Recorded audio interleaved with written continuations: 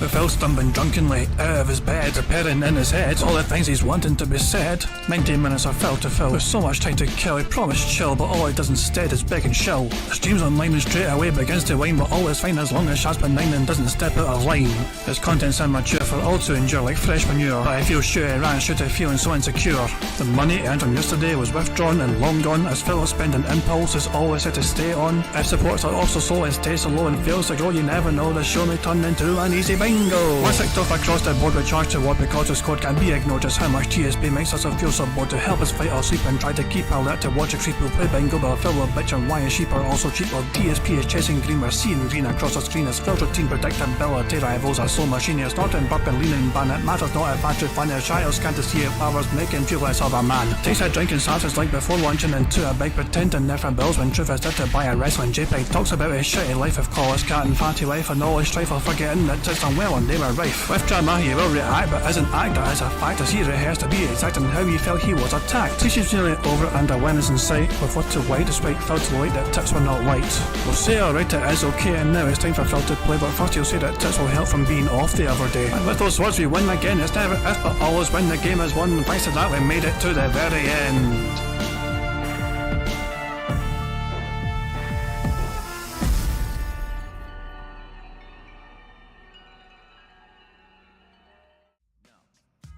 Hey guys, King Jad here, and welcome to DSP Bingo for what is today, Monday, the 27th of November, 2023. Do hope you're all doing very well indeed, and hopefully you guys can hear everything okay and everything else. As I went and explained before the stream started, I tried to tweak a few different things on the old audio levels kind of stuff. Hopefully it all sounds good and you guys can hear music as normal, whatever.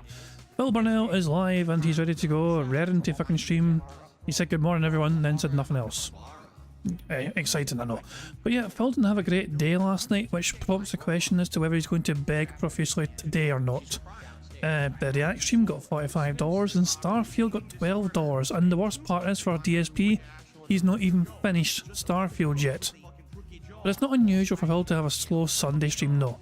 His streams on Sundays, usually do quite poorly.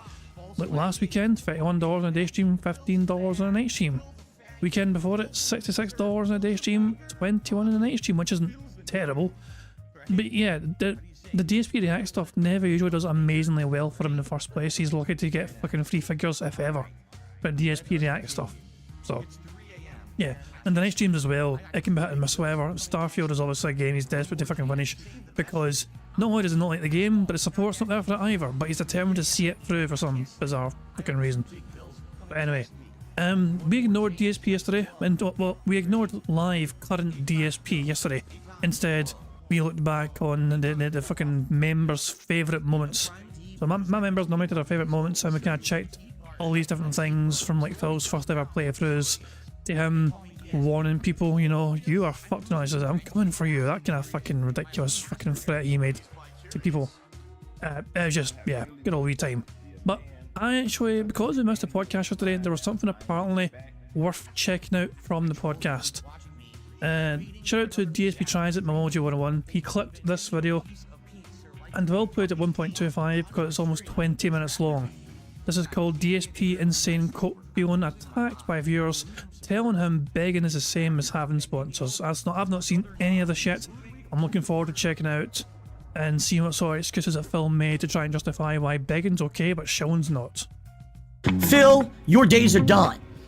We know that you've been committing tax fraud, and we are going to get you. Ha ha ha. The memberships, maybe a tip, all that would help a ton over on that channel as well. Okay, so that's all I'm going to say. I'm not going to sit here and harp about it. Maybe every once in a while during my streams today I'll bring it up again, but I just want to get it out of the way. You know, this is literally how I do business. That's not begging.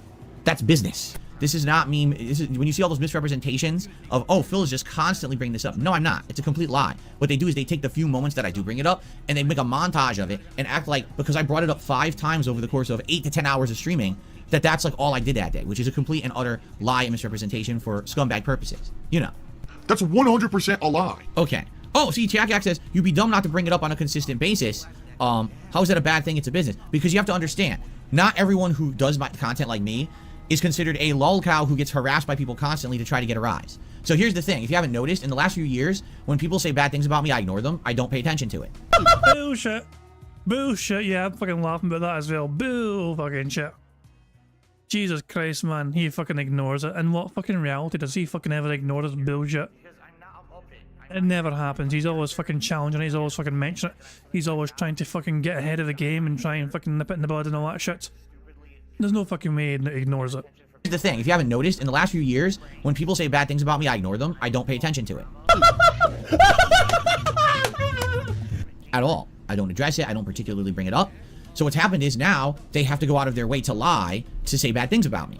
Because they don't get the reaction from me anymore. So they have to create... Oh, hold the fuck on, Phil. Did we fucking say in these fucking detractor videos that you fucking spend every single waking moment of your stream begging profusely? No. We fucking usually point out the times where you're begging, and you do beg quite regularly on streams. In between you playing a game fucking badly or whatever, you do fucking make it a habit to remind your audience every 30 minutes, every hour sometimes that you fucking need support. You really do, to pay your bills. And that's quite a lot, regardless of anyone else that does content creation. If anyone else done that, they'd also be called out for it, Phil. So you do it quite a lot. Just because you're trying to fucking say you only do it like 5 times or so during 8 hours of streaming per day, it's still usually, like, around 4 times more than most other fucking people. Also, those other people that do ask money usually don't fucking try and give some sort of pity sob story about how they're fucking trying to pay their bills and they're fucking feeding their cat or some pish. Slander in order to get any kind of attention on their content. So since I'm not going to specifically address anything anyone says about me that's negative, they will instead make montages that are completely misrepresentative and things like that. You know what I'm saying? They do it all the time. I mean, it's every day. I hear about it every day. I don't see it because I don't pay attention to it. Well, you beg every day, so we can make montages every day of you begging every day. If you stop begging so fucking much, there'd be no fucking montages of you begging every day. But you're right, today, what did I do? Beg for money. I did one plug segment. Probably by the end of this stream, this podcast, I'll say it one more time. I'll probably bring it up when we get to the React channel because there may be a new audience there. And probably every once in a while, I'll bring up how to suggest, supporting that channel. Tonight on Starfield, I'll probably bring it up once or twice. So yeah, over the course of me streaming from 10:45 a.m. to, past 9 p.m. at night. So you're talking, if you add that up, it's probably 8 to 10 hours of straight streaming. I'll probably bring it up 5 to 7 times, and it'll all be like maybe like 30-second mentions, right? Which I feel is pretty darn reasonable, okay? But that's not what they'll say. Instead, they'll just edit all that together and be like, haha, this is all he does all day. Did you not see the other 10 hours of content? No, they did, but they don't care. Who wants to fucking watch our 10 hours of content, Phil? It's fucking boring as shit. It really is. Nobody wants to fucking watch you for 10 hours to fucking try and get the full context of what happened in between your fucking begs. So, no lie, this is what I mean. I ignore all their bullshit. I ignore their nonsense. I'm not going to address it. I don't take the bait. That's why they really don't like me anymore. Because remember, they used to say that I was a lolcow, that I would take the bait all the time, and I would constantly be bringing it up. I would actually bring up, here's what they said about me, and I'd show it on stream, and this is bullshit because of this. I don't do that anymore. But if this podcast you did yesterday, you're literally bringing it up. You're bringing it up in this podcast, talking about it, and you're saying you're not talking about it while you're talking about it. It's a fucking contradiction right there, Phil. Care. Do you really believe that? Someone took $2.01. Says, I don't get why it isn't okay to have advertisements on stream for money, but it's okay to ask for contributions for money. It's okay to do things for money. I work my job for money. This'll be good. Yeah, I do too. Like, I don't know. That's too confusing. If one day you want to have an open conversation about it, I guess we'll have it, but I'm not going to sit here and argue the difference between crowdfunding free content because you like it and you want to see it to continue versus someone who is literally creating content to sell you something so that they can pay or so they can make money to line their pockets. Do you understand the difference? They can line their fucking pockets, Phil. They got their own fucking lives and they're trying to fucking make sure they can live their fucking lives. You always fucking have content creators that fucking occasionally sell fucking products or whatever, fair play to them. If they're fucking popular enough to fucking be able to advertise stuff and it doesn't actually impact their own fucking content that much, then fair play, power to them. But you fucking hate that kind of fucking attitude. Phil, let's be honest here, Phil is just jealous of these successful content creators who are so fucking successful that these fucking, sponsorship opportunities are presented to them. Phil used to fucking have sponsors. Phil used to actually fucking show things back in the fucking day when he was more prominent than he fucking is now. And he doesn't get those chances anymore. Those opportunities are fucking gone for him because he fell by the wayside. So he looks up in envy at his peers who are far more successful than him and he fucking can't stand it. So he has to fucking attack them and call them shills. It's very different. It is. It's just very different. Listen, if you want to be advertised to, you can go to TV, or you can go to any of the shows on the internet. I mean, even the things you pay for, like Phil, you have advertisements enabled on your streams. They're automatically playing like fucking a couple of times per stream, per podcast you do. You're no fucking better than all these other fucking people because you also fucking make sure you have YouTube play advertisements so you can try and make a few pennies off your audience. It is hypocritical for you to fucking try and claim the moral high ground here when you have ads enabled on your shitey fucking channel. Netflix, Amazon Video, they're all got ads now. All of them. It's all ads everywhere, right? You can go watch as many advertisements as you'd like. I would think that it would be refreshing that there's someone who makes content for you that doesn't want you to be advertised to all day. No? No? I would think so, right? You know, it's a necessary evil to have ads on content. If I could have no ads on anything, no ads on the streams, no ads on my videos, of course I would do that. I don't have enough, viewership to do that. You know, I just don't. I need to have some of that. It is supplemental. You know, if I could turn it off, I would. I don't like ads just like you, you know? But if I can avoid being a shill and pushing crap down your throat that, you know, you don't care about, I will. But hold on a fucking second. It's perfectly fine for you to allow YouTube to fucking shill to people on your behalf. You get fucking paid, but you don't want to fucking do it yourself. What's the fucking difference there, Phil? Regardless of the fact, your audience is still getting stuff shilled to them on your channel because you have ads enabled. Wouldn't it be better coming from you? It's sad, you know. You go to watch something, like for example, I sometimes try to drop in and watch content creators who previously I used to watch, okay? So for example, every once in a while, I'll watch the Angry Video Game Nerd. Oh, this is brought to you by NordVPN. Oh, this is brought to you by DoorDash. This is brought to you by this meal subscription service. This is brought to you by some cryptocurrency. This is brought to you by blah, blah, blah. And you watch it and you're like, you know that these guys don't use this stuff. This is not like a testimonial. This is not like, oh, you know, this is good stuff that they stand by, right? And they believe in. This is just, I'm going to take payment to shill a product that I don't care about and never will use, but it's just something that I want to push for money. The shout outs. There's one final thing I will say. It's a running thing that I've been saying for many years. I'll say it again this morning, okay? Ladies and gentlemen, money talks. Money what do I do? Talks.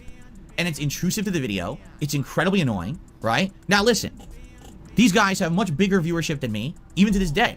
They have way more viewers, way more attention on their content than I do. Yeah, I wonder how they got fucking so successful. Is it because they went and done some smart things on YouTube, on their platform, to make their fucking channel grow and be so fucking popular that they have the ability and the chance to fucking shill things for an audience which is, you know, their content will have, you know, their content is reaching out to? I mean, Phil, you always fucking try and pretend, or not even pretend, your excuses are you can't do what the other big YouTubers are doing because they're so much fucking bigger than you. But how did it get so fucking big in the first place?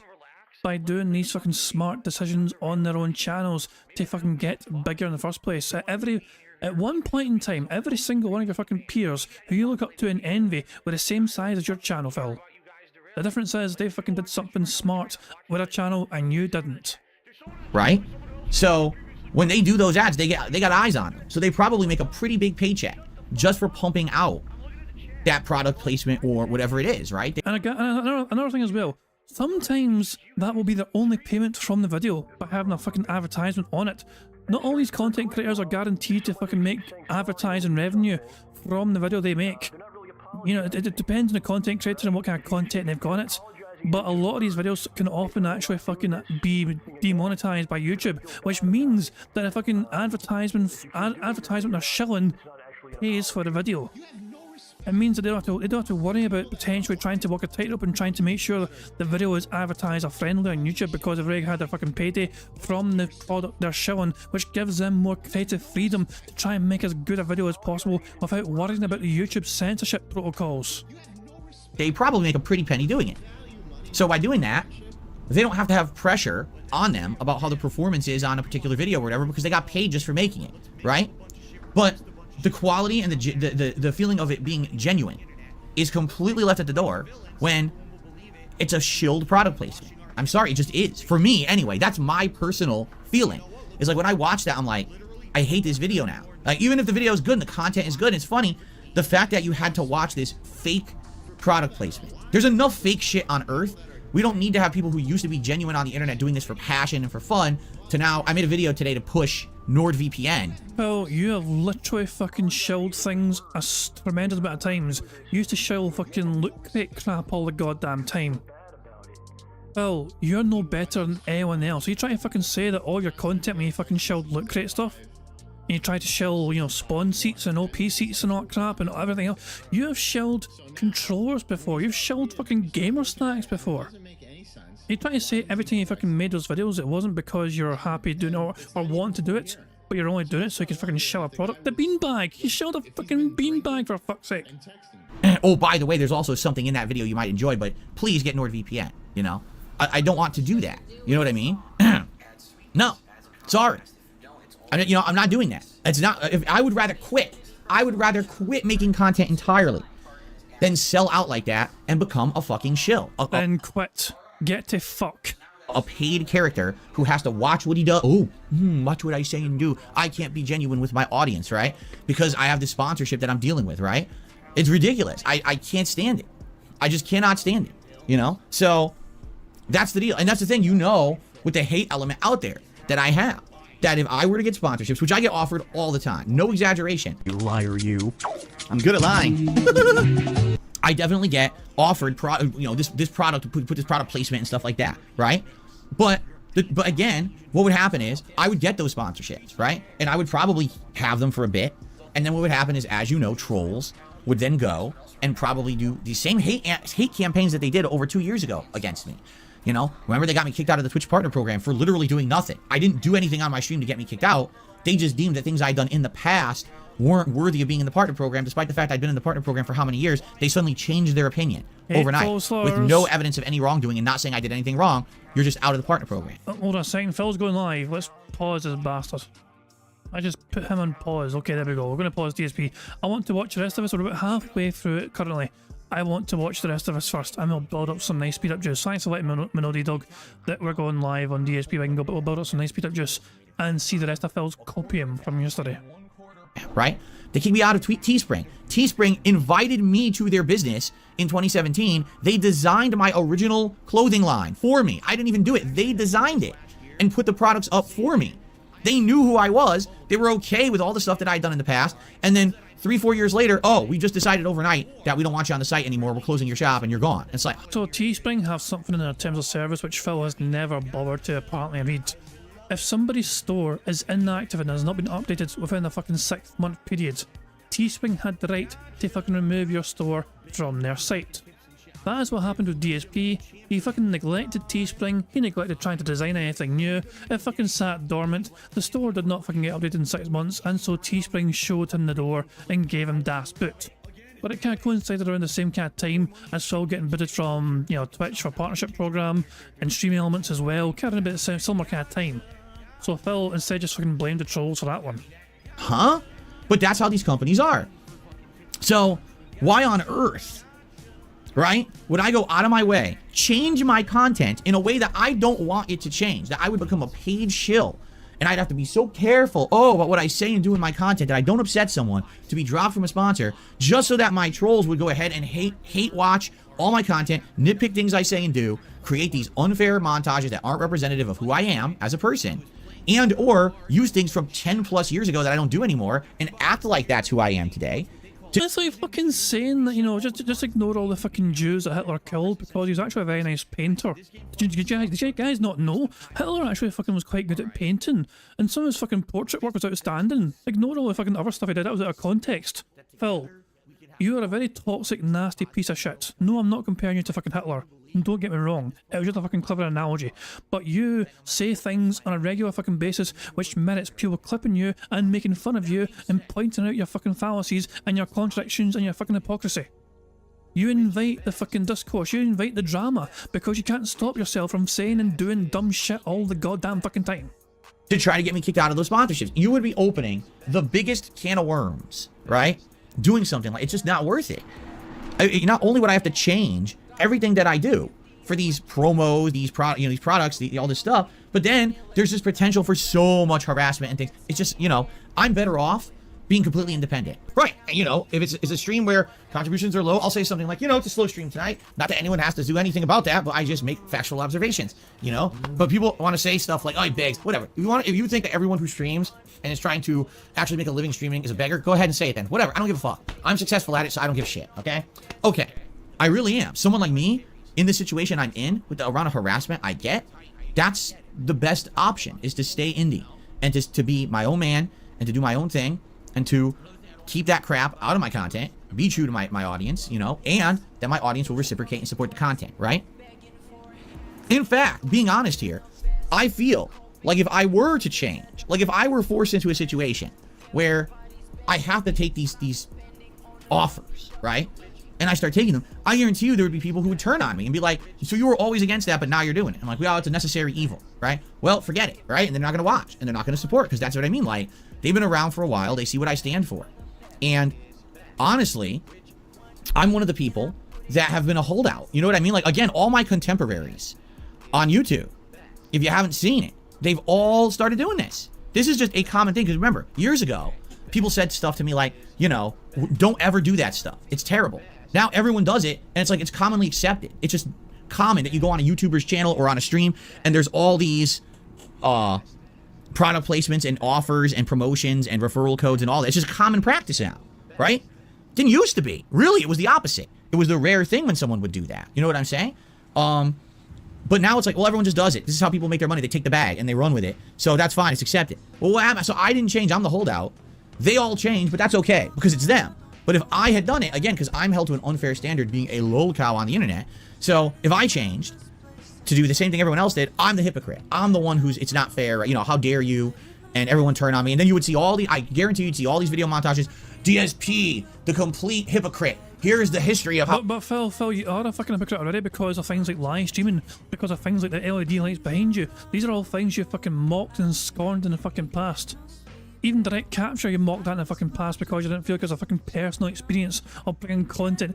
Phil used to fucking justify himself pointing a camera at his fucking television and recording with that. And he said it's better than direct capture because if you're fucking watching him and his content, it's like you're fucking sitting there on the sofa next to him as he plays the game. It is insane, the fucking amount of things. I'm telling you, the Phil from 10 years ago, 15 years ago, if he saw himself today, he would neck himself. He would Minecraft himself. Absolutely. He would not be able to stand what he fucking became in the future. He would be fucking miserable. He'd be out of his mind thinking, how the hell did it fucking come to this? Why are we doing direct capture? Why are the LED lights behind you? Why are you doing a live stream? Where did all the money go? Who the fuck's that fucking big fat whale in the kitchen? The past Phil would lose his tiny mind about what he turns into. All the years he said he didn't want to do it, and now he's doing it, right? So right now people say, so you talk too much about crowdfunding. Don't do it as much. Well, if I don't do it as much, then I don't make a living, okay? Well, then don't do the... Phil, there's no guarantee of that. There's no guarantee that your fucking audience would forget to give you money if you didn't fucking bring it up. You've never tried to shut the fuck up and let your audience decide for themselves if they want to or not. You just fucking do it on a fucking tremendously large basis. It's an incredible amount of times you fucking beg your audience. How about you fucking try one whole entire day, Phil, without giving them the big treatment? If somebody contributes, you read out that contribution. You don't remind people afterwards the ways they can support. You just read out the contribution. Thank you for, you know, have an opinion, thank them for it, and you move on. Never mind this whole thing about, you know, oh, we've done this today, we've done that today. No. Just fucking, just let people do it organically of their own volition, of their own will. Or do you not trust your audience to fucking have the intelligence to understand how to fucking give you money? Even when you remind them every single fucking day for the past several fucking years. Crowdfunding, instead do the advertisements, the product placements, the shilling. Okay, I'll do that. So I'll add, oh, DSP the hypocrite. Now he's shilling after all these years he said he wouldn't. Do you understand? Well, you shilled in the past. So you already are hypocrites. Look, it is showing. So I'm just going to be true to myself in reality. And this is the ultimate truth of the situation, is that in life, okay, there's only one person who is the authority on you, and there is only one person who you actually have to answer to, and that's you and yourself. Oh, that's it, right? Who gives a shit what anyone else outside says? There's so much white noise out there in life, in the world. People saying and doing, whispering behind your back and publicly saying nasty things. Who cares what people say? Just be true to you. As long as you feel like what you're doing is the right thing to do, and you feel like you're doing something positive, right? And, you know, then that's fine. And, you know, that's how you go through life. And that's my philosophy is, my goal is to every day come here and make positive content for all of you. Make a living without hurting people, right? That's really the goal. I want to make a living without having to hurt others. I don't want to get ahead. Hold on, Phil. If you're not trying to hurt others, then why are you fucking saying that what everyone else is doing is fucking harmful and not fucking meaningful? You're trying to fucking blotto every single other fucking content creator there that shells products. All your contemporaries and your peers not shit have fucking surpassed you. You're belittling their content and their efforts by saying what they fucking do has no meaning to you because they actually fucking shelled something to try and fucking pay their own bills rather than having them beg their own audience to fucking make their way. By stomping on people below me and pushing forward, I just want to be with all of you having a good time, enjoying games, chilling, having fun. That's what it's all about. You see? I could have done that years and years ago. I could have been one of these slam YouTubers, drama content creators. There was epic amounts of opportunity to do that. And I totally opted out of that. I said, nah, I'm just going to be true to... What do you mean you fucking opted out? You tried it and it didn't fucking work too well. You fucking had to go at the Fine Bros and you fucking had to go at Pro Jared and you fucking made drama stuff about all these other fucking people. You hopped on the fucking drama bandwagon and you tried to fucking get your own 2 cents in, but it didn't really take off in popularity, Phil. And so you dropped it because you weren't that good at it. To myself, I'm going to play the games, I'm going to have fun, we're going to do this, right? That's what I've always wanted. And maybe it's because of the way I was raised. As I'm getting older now, I'm starting to realize... Don't you fucking dare bring up your fucking religion again. That even though I'm not a religious guy... You fucking cunt. By any means, that having that upbringing, having this moral compass, right? I find myself going back to it more and more now that I'm older. You know, when I was younger, I was rebellious. Oh, rage against everything, do whatever you want. But as I get older, I find myself going back to those tenets, those core tenets, those beliefs of, you know, do unto others, right? As you would have them do unto you. Is he for real? Did he really just fucking pull a page out of My Name is Errol? A fucking classic wee fucking TV show that didn't last too long. You know, don't just hurt others. You know, true success is not success by any means. It's success where you can be successful, but you don't have to hurt others to be successful, right? That's the kind of stuff that I abide by. And so, you know, I follow all this stuff, and a lot of people give me shit for it. Well, why do you have these principles? Don't you understand they're hurting you or whatever? Well, you may say that, but here I am 15 years in, and I'm still here, right? And my content isn't full of shilling ads and crap, and I'm still able to... I mean, it isn't full of shilling ads, but it is full of crap. Get by. And yeah, there are some days that are slower days, and I mention it, and there's some days that are great days, and then I don't mention it at all, right? So, what's the big deal? As long as we're all having a good time and enjoying the stuff I put out there, why does anyone give a crap, and why is anyone criticizing? Because your audience are fucking telling you fucking beg too much, and you're fucking trying to say you need to fucking do it. Even, they're telling you, for fuck's sake, that it's too much. They're telling you it's overkill, and you're saying, but I need to fucking do it. Right? Because they want a reaction. They think that sitting there and misrepresenting and being gross and being toxic is going to get a reaction. It's not. I don't care. I will be here. I will be here on stream, streaming, every day that I choose to, until I choose to no longer stream. I will make videos for YouTube every day that I choose to, until I choose to no longer make videos for YouTube. Do you understand? I'm not going anywhere. I've been here for 15 years, and I will continue to be here for as long as I so choose. And then the day that I choose to retire, I will retire. Nothing anyone said. What you gonna fucking retire? What are you gonna fucking retire on? You gonna fucking retire off Cat's fucking savings or some pish? Where are your fucking savings, Phil? Where's your fucking retirement money? You don't have retirement money. At least as far as we're aware, you don't fucking have retirement money. As does or anything is going to change that. They can't. They've tried. They failed. Nothing's going to change it. Okay?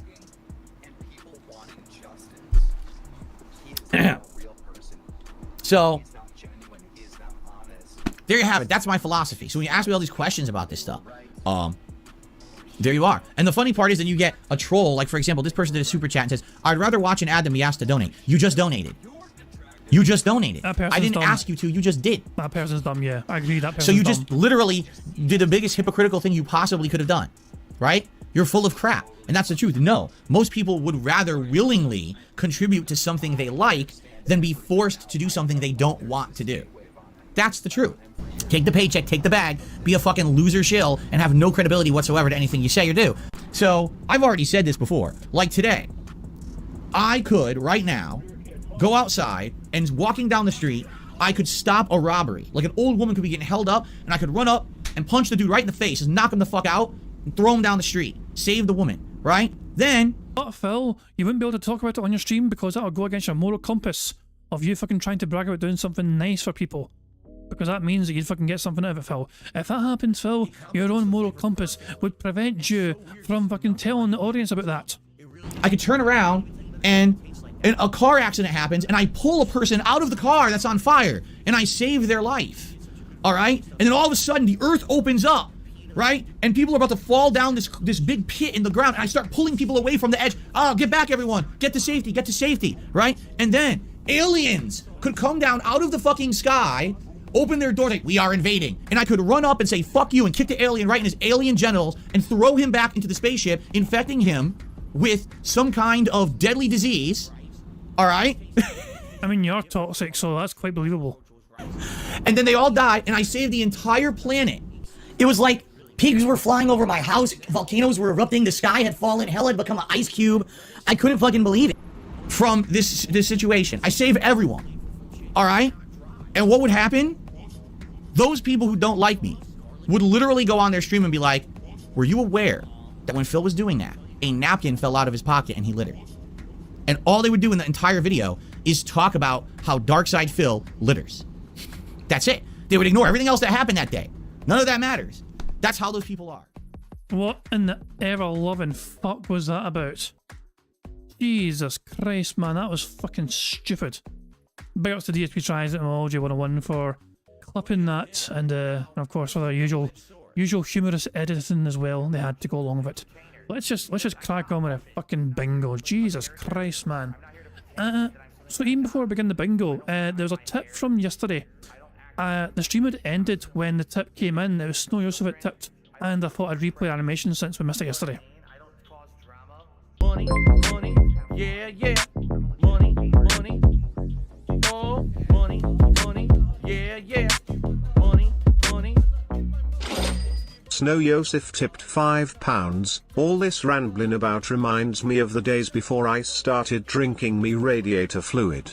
Depressed. Thank you very much, Snow Yusuf, for the £5. I do appreciate it. And of course, it's Phil's rambling. I assume that Yusuf's watched some of the fucking podcast then from yesterday to fucking send a message like that, because I can understand why. I can understand why Phil's rambling would have made you send that. God damn, that was an insane part of the podcast that we just fucking saw there. Absolutely fucking nuts. But anyway, we'll move on to today's bingo. First of all, guys, please give me a number. I need any number at all. Brian A was the first one I saw to post a number. He says 1234. So we'll type in 1234. Hit enter.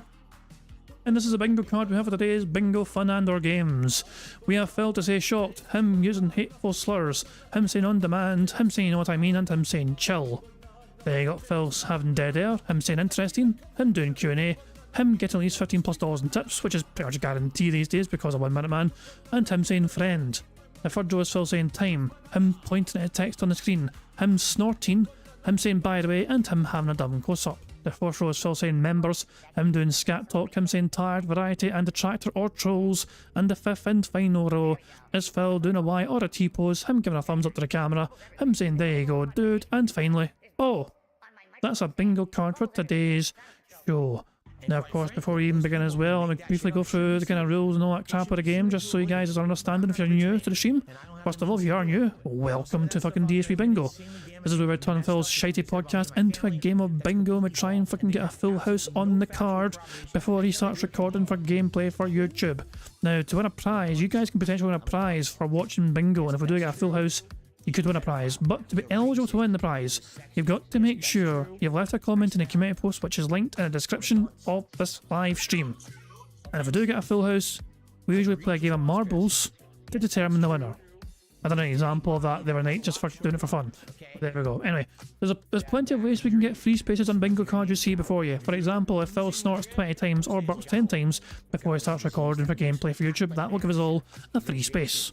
If he gets 100 likes from his audience and blows bubbles from him before he starts recording for gameplay for YouTube, that too will give us a free space. And finally, if we get 100 likes on this very bingo stream right fucking here, not only will that give us a free space as well, but you guys will also get to see the Bubbles animation that Pixar Animation so very kindly made for us all to enjoy. And big ups to Qlimp for becoming a bingo baddie. There we go, thank you very much indeed to Qlimp for becoming a member. I think they were a member before, I'm not entirely sure, but I think it lapsed, and I think they're, either way, they're a member again, so big ups to Coolint for that. I do appreciate it, thank you very much. And yeah, I think that covers everything for the most part, so yeah, I believe that's covered all the bases, and I think we can just get on with the show. Let me just fast forward the stream now, because it's a long intro. And just waiting for the stream to play catch up here. Yeah, just give it a wee second here. Come on, fucking YouTube, you silly There is one more thing to go over very quickly, I guess, before we begin properly. There we go, it's Phil doing some jazz hands over. Very quickly, before we even begin, DSP has spent at least $1,217 on WWE Champions so far. I did mention that the other night, but in case people missed that, of course. Yeah, Phil actually dropped at least $1,217 on WWE Champions, and it's probably more by now. And of course, the big question is, where the fuck is the money coming from? Simple solution to that is that he's probably using part of his YouTube check that he got paid for last week to put it towards that. That money's meant to go towards bills, but I guess Phil would rather fucking have it go towards WWE Champions instead. But anyway, let's just get on with today's bingo, and we'll see how desperate Phil is today to try and get support after a slow day yesterday. Just waiting for his dumbass intro to end, so we can then properly begin the show. Good luck everyone, here we go. Good morning, everyone. Welcome to the Level 1 Podcast. And happy Monday. Today is the 27th of November, 2023. Happy holidays. 'Tis the season, as they say. And I hope that you are all in a festive and fun mood. Except that most of you probably today had to go back to school or work after what was a pretty extended weekend of Thanksgiving and Black Friday and a nice weekend after that. So probably everyone's in a bad mood today. And I'm sorry for that. I don't like it when people are in a bad mood, but I certainly hope that today my streams and content perhaps could put a smile on your face and or entertain you in some way, distract you from the monotony of the nonsense. Now, if you're not working or going to school today, good for you. Good. I don't know how you extended your weekend that long, but there. Yeah, I forgot to put it on 1.25 speed. That's my bad. That was full at normal speed, and yeah, it's painful. So let's fucking use the speed up just we've got and go 1.25. There you go. Anyway, welcome to the show. As we start a new week of hold on. Did you just say there you go? We almost missed the there you go. Extended your weekend that long, but there you go. Yep, he said there you go. Fantastic. We can tick that off on the board as well. There we go. Fantastic stuff. 2 down, 23 to fucking go. D-Dog's off, they've got to jet. Remember, this is D-Dog's birthday, so once again, big happy birthday to D-Dog. His birthday was today, Monday the 27th, you know what I mean? He was celebrating his birthday, but he's got to do some errands and all that jazz. And he says he's going to catch us all tomorrow. There we go. So hope you have a good day, D-Dog. Technically for D-Dog it's Tuesday, of course, which so it means it's technically it's no longer D-Dog's birthday, but he's operating on Canadian time zone, so it's still Monday for him technically. So yeah, big ups to D-Dog, and hope you enjoy your day, pal, and happy birthday, of course, as well. Anyway, welcome to the show. As we start a new week of content here, and again, I apologize. Yeah, the nasal drip today is bothering me. What can I do? Hope you guys are ready to chill and relax, although today is an interesting mix of content for sure.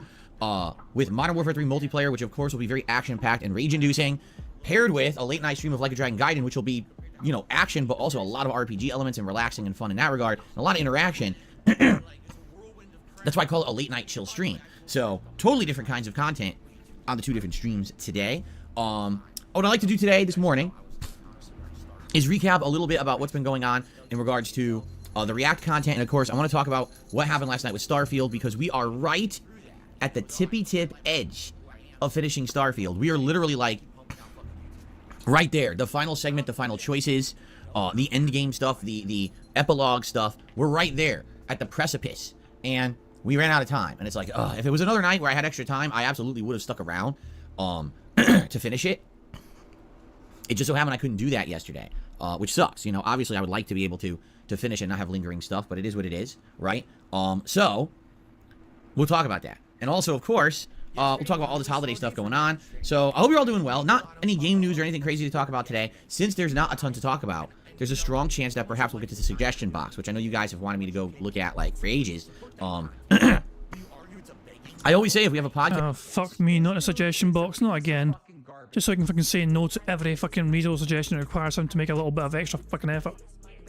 Not in a goddamn suggestion box. Where we don't have a lot going on, we can check out the suggestion box, and then we never get to it. Like, always I get a question from the audience and it ends up becoming a big topic or something like that. We get distracted. So we'll see today. Again, there's no pressure, all right? No pressure, but let's see, right? Let's see what happens. Anyway, let us talk a little bit about all the stuff going on the React channel quickly, so you guys are in the know. So, this week, a lot of content over there. My channel is called DSP Reacts. You can find it at youtube.com/@DSP Reacts. That's the address. It's an experiment that I started way back in February of this year, and there's been various kinds of content on the channel, including a weekly show called DSP versus the Internet, where I watch clips from all over the internet as suggested by the viewers and members of the channel. We've also got long-form reacts. I've done several of this year, like reacting to a documentary. And or other videos from other YouTubers like Internet Historian. Tier makers have been very popular this year. I don't do them very often. I do them pretty sparingly. But when I do these tier makers, they usually do really well. And I've done things like rank fast food, video games from the last 10 to 15 years, horror movie villains, all kinds of fun stuff, okay? They've all turned out pretty darn well. In addition to that, there's lots of other content, including like taste test videos called Feasting with Phil. Okay, and special events go over there too. So particularly, the reason I'm bringing this up is because back on Friday, we had the Black Friday Ad Apocalypse React event, where all day long I reacted to advertisements from yesteryear. The event went really, really well. Everyone seemed to enjoy it. I had a great chill time, and the reason I really like those streams, I don't have to go crazy with the schedule or stress about doing a certain amount of stuff in a certain amount of time. Instead, it's all about just relaxing and having a good time with the audience. So it went really well, and basically, all of the content from that is live on the channel right now. All 4 parts, so about 4 hours of reacting to ads. And you can watch that at your own leisure. I even made it the featured video on the channel, part 1, so you can watch it. When you just jump to the channel, it'll start playing for you, so you know it's right there. Now, in addition to that, yesterday I did my weekly react show, DSP versus the Internet, where I watch clips as submitted by my viewers from all over the net. It's not advertisements, it's like anything. And man, we had a good mix yesterday. We had holiday videos of kids getting pranked by their parents, giving them like fake gifts and stuff. We had food videos, video game content, and stuff like that. You know, comedy, some news stories, pretty much stuff from all over the internet. I mean, there was even a mini documentary about the dollar menu at fast food restaurants and how it advanced over time. Fascinating stuff. So those videos go live slowly over the week. There's 3 live now, and 3 more will be live 1 a day for the rest of the week. So that channel is full of content right now. Please give it a look if you're interested. This Friday, there'll be a food video. It's called Feasting with Phil. I tried out Firehouse subs for the very first time back on Friday during that live marathon event. And basically, the reason that I didn't release that yet is because it corrupted, which sucks, right? I hate it when stuff corrupts, but what can you do? I ended up getting it out of the live stream, which was a pain to do because YouTube's editing is not working right. It's just really annoying. So anyway, I got it, but I didn't want to flood the channel. We've already got these ad react videos. We've already got these daily react videos now from yesterday's show. So that food video will be released Friday. So essentially every day this week moving forward, we had videos going live on that channel. All right, so please give it a look. Consider subscribing if you enjoy that content.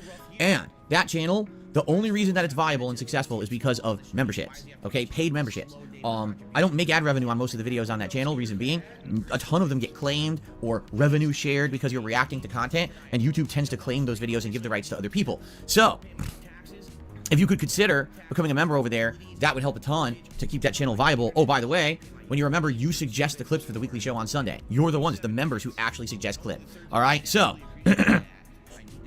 please consider supporting that channel, and thank you so very much. All right? Now that we're done talking about that channel, we can move on, and we can talk about what's going on over here on DSP Gaming, because in truth, this week's been a weird one, being a holiday week. I had a Thanksgiving Day special that was out of the ordinary. We had the React Marathon that was also out of the ordinary, and then we just had the React show yesterday. So even though this is like a 7-day streaming week, I haven't streamed that many games yet, you know, and people are like, oh, when are the games coming? Well, the games start today, all right? We have 3 straight days of nonstop gaming content for all of you. So I certainly hope that you will tune in and enjoy today, especially because it is kind of like what you guys have been craving, right? Today, ladies and gentlemen, is a major stream of Call of Duty Modern Warfare 3 multiplayer, and you guys have really been enjoying it recently, right? Like, you asked for it on Thanksgiving, you asked for a couple hours of it during the Black Friday Marathon. It's obvious you guys like me playing this game. What's funny about that is I don't think I'm great at the game, but I also don't think I'm atrociously bad. Like, I'm just kind of, sometimes I do really well.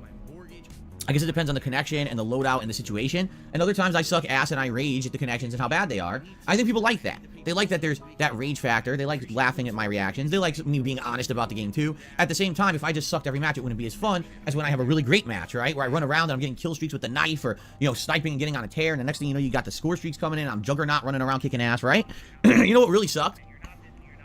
The other day, I earned my first Chopper Gunner, and it said Chopper Gunner incoming, you could summon it, and when I was going to summon it, the match ended. And I was like, oh, it was my first Chopper Gunner of the game.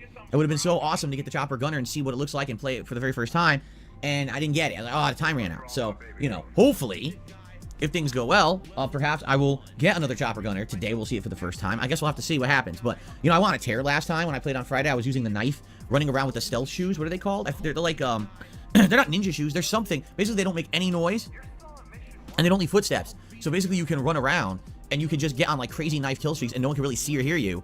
It's pretty nuts and stupid. It's really stupid, but it's fun. I mean, admittedly, even as dumb as that is, and so how brokenly unbalanced that is for what the game is supposed to be. It's supposed to be a first-person shooter, not a first-person ninja stabbing game.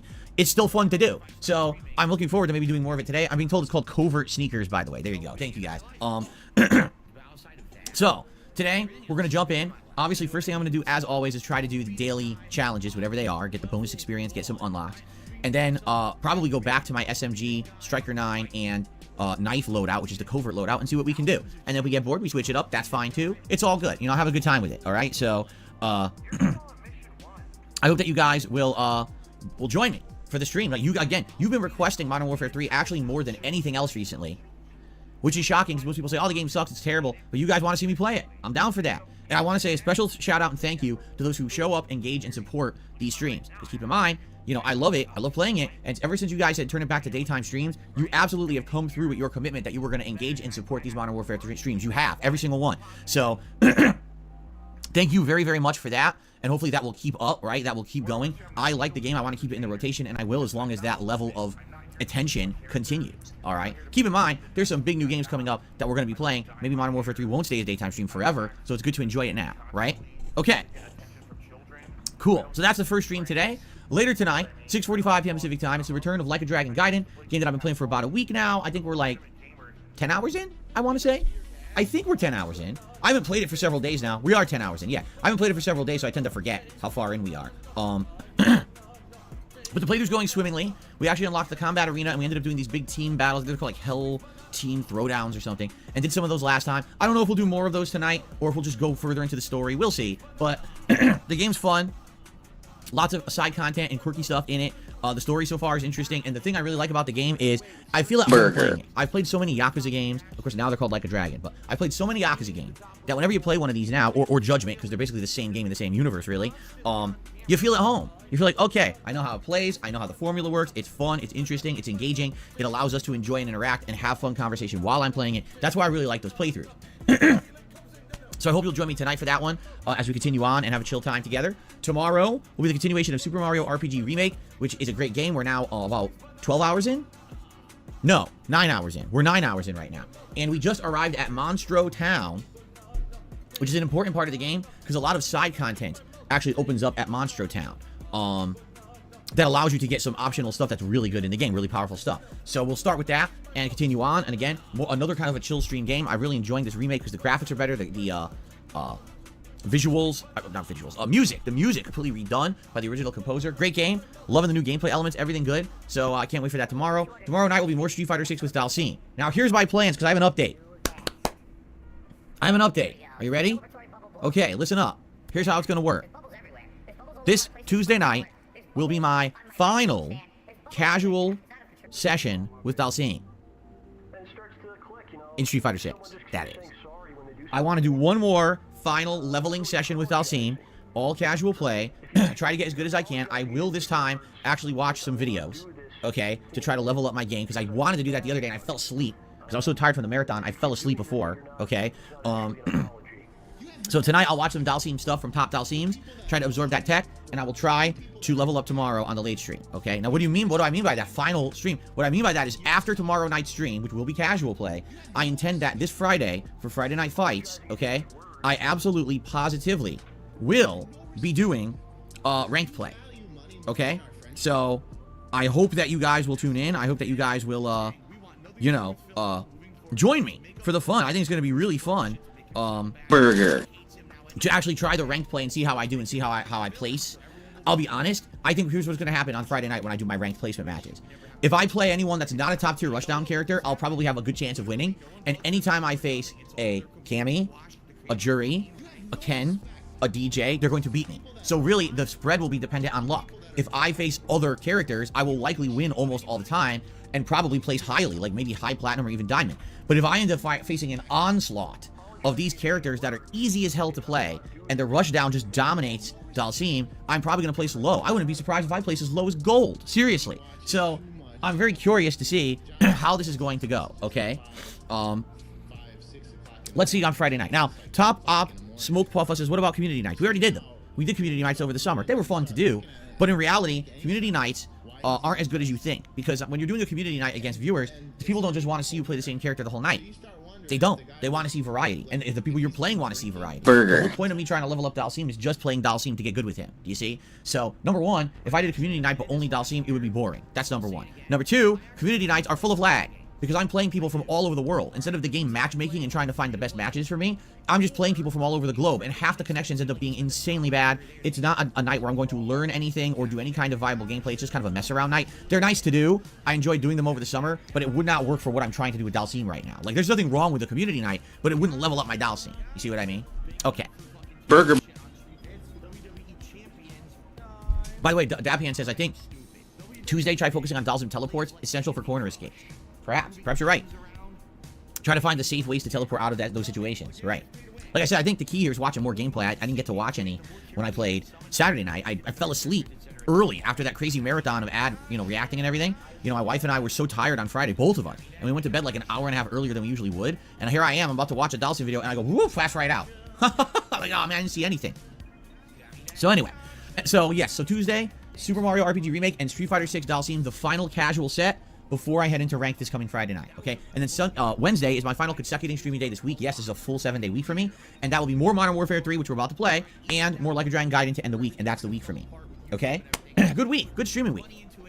Now, I'm off on Thursday, but when I come back next week, it's going to be an interesting mix of content, all right? We're going to, at that point, I feel like next week we might finish Super Mario RPG. Like, after tomorrow, we'll be 12 hours in, and the game can be beaten within 15 hours, but if you do the optional content, it's a little longer. So I'm thinking next week, I probably will beat the game, which means we'll get into a new game. And the next new game I told you guys I'm going to play is RoboCop, Rogue City, and also the next new game is Avatar, what's it called? Frontiers of Pandora or something like that? So, like, those are the next two for me after I beat something and I have room in the schedule.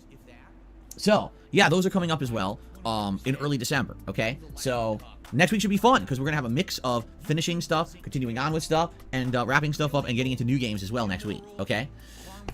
Sweet. All right, now, in addition to all that going on, remember, there's a bunch of events going on right now. Event number one, if you are a fan over on DSP Reacts, I need you to nominate Christmas specials and movies that you would like to see me review over the course of December. What I would like to do is, at a minimum, review one a week, so maybe I can do 4 reviews for you of Christmas movies or specials over on that channel. Now, I may do more than that. I may do less. It all depends on timing and stuff, but I feel like it would be a great opportunity for me to review stuff for you. I love the Christmas season. I love watching Christmas content. I would not be upset if a few nights I watched some fun special Christmas stuff before I went to sleep, and then I reviewed it the next day for you, okay? But I need your suggestions. There's a thread on that channel, members-only thread, so if you're a member over there, over 100 people, please nominate your favorite Christmas content, and I would absolutely love to review that for you over the month. Here on this channel, we have a brand new event going on called the Best of 2023, but it's viewer's choice. So what does that mean? Well, type !Best of 2023 into the chat right now, if you're here live, and you're going to see a new command will pop up. Basically, what I used to do back in the days, at the end of the year, I used to do year-end series where it was my Game of the Year awards, my most disappointing games of the year, and then also a countdown that was interactive with the viewers. Now, it used to be the fan-voted funniest moments of the year, but that waned in popularity. What I'm doing this year is something truly different. I want your opinion. What was the best playthrough that I did on this channel this year? I did tons of them, dozens and dozens of them, right? So what game that I played was your favorite to watch? That's what I want to know. And what you can do right now is post up in that thread. If you're not here live, you can check this out on the community tab of the channel. It was posted just a few days ago. Okay, it's a thread. Please respond to it. And please post up your favorite games of the year. All right, and it could be anything, because here's the thing. My personal picks for the best games don't necessarily equate to the best playthroughs for you. Like right now, I'll tell you. Modern Warfare 3 ain't going to make my best games of the year countdown. But man, everyone's loving it and might nominate it for one of their favorite playthroughs, right? So that's what I mean. It could definitely be a big discrepancy between what you liked and what I say are the best games. And, of course, a big thing here, retro playthroughs, right? How many older games did I play this year? Think about the Chrono Trigger playthrough from over the summer, right? I love that playthrough. You did too, but it ain't going to be a Game of the Year contender because it's just a random retro game I played, you see? So, please consider and nominate your favorite playthroughs in that thread. That thread will run for about 2 to 2.5 weeks, and then what I'm going to do is right before Christmas time probably, I'm going to tally up your nominations, and the games that were most nominated will hit a poll, which you guys will vote on until the end of the year, and that will determine, you know, the order of popularity of the playthroughs I've done, and that's going to be a special part of my year-end countdown series this year, something new that I don't usually do, okay? So that'll be neat. Please do that. I'm very excited for that. Now, also, just so you guys know, coming up, there's a special Christmas event. It's going to be the Christmas Marathon on Saturday, the 23rd of December. During that marathon, there's going to be food, booze, a ton of games, me dressed up in festive attire. It's going to be a great one. I do it every year. It's an annual tradition for many, many years. I absolutely love doing my Christmas Marathon event, and I cannot wait for it, all right? You guys are going to be picking games for me to play during that event, and there's a lot of options this year. There's Christmas-themed games that have come out, like The Grinch. There's games you've been begging me to play all year, like Baldur's Gate 3. There's a ton of great multiplayer games, like Modern Warfare 3 or Street Fighter 6, which I'm sure you guys would enjoy seeing me play a festive session of, especially if I'm a little buzzed. So, yeah, good stuff coming up that you guys can ask for. Now, that's not live yet. What I'm doing is I'm waiting, and probably this coming weekend when we hit December 1st, I'm going to make 2 threads. One for members, one for everybody else, okay? You'll be able to post up what games you want to see me play during Christmas. The members are absolutely going to get one game in there by themselves by basically whatever the most nominated game is by members. Boop, that's going to make it to the marathon. And then everyone else will be nominating and voting, and that'll determine the other games. So, just be aware, that's coming up as well, and I hope that you guys will participate in that too, okay? Cool, excellent, fun. Primo, 2 thumbs up. That's everything going on right now here on the channel. All right. No game news today to talk about. I keep checking, and here's the thing. Next week, we're going to have a ton of game news. Why? Next week is the announcement of GTA 6 from Rockstar, and next week is the Game Awards. So we're going to have a lot to talk about in the next 1 to 2 weeks, game news-wise. There's going to be a lot going on. Right now, there's nothing going on. So rather than go crazy with a segment that doesn't really make sense, I'd rather just save that time for when something interesting is happening. Okay? Now,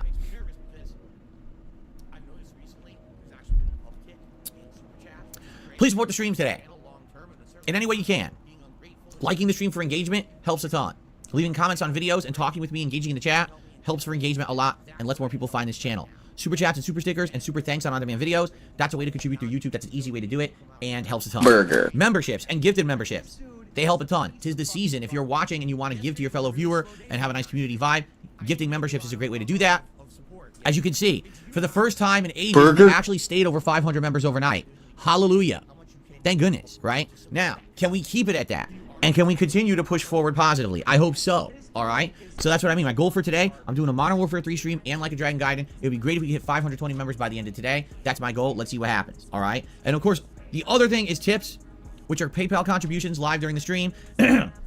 Very important to my business because, number 1, I get them immediately. Number 2, basically the least amount of cut is taken out of those by any middleman, right? I get more of it.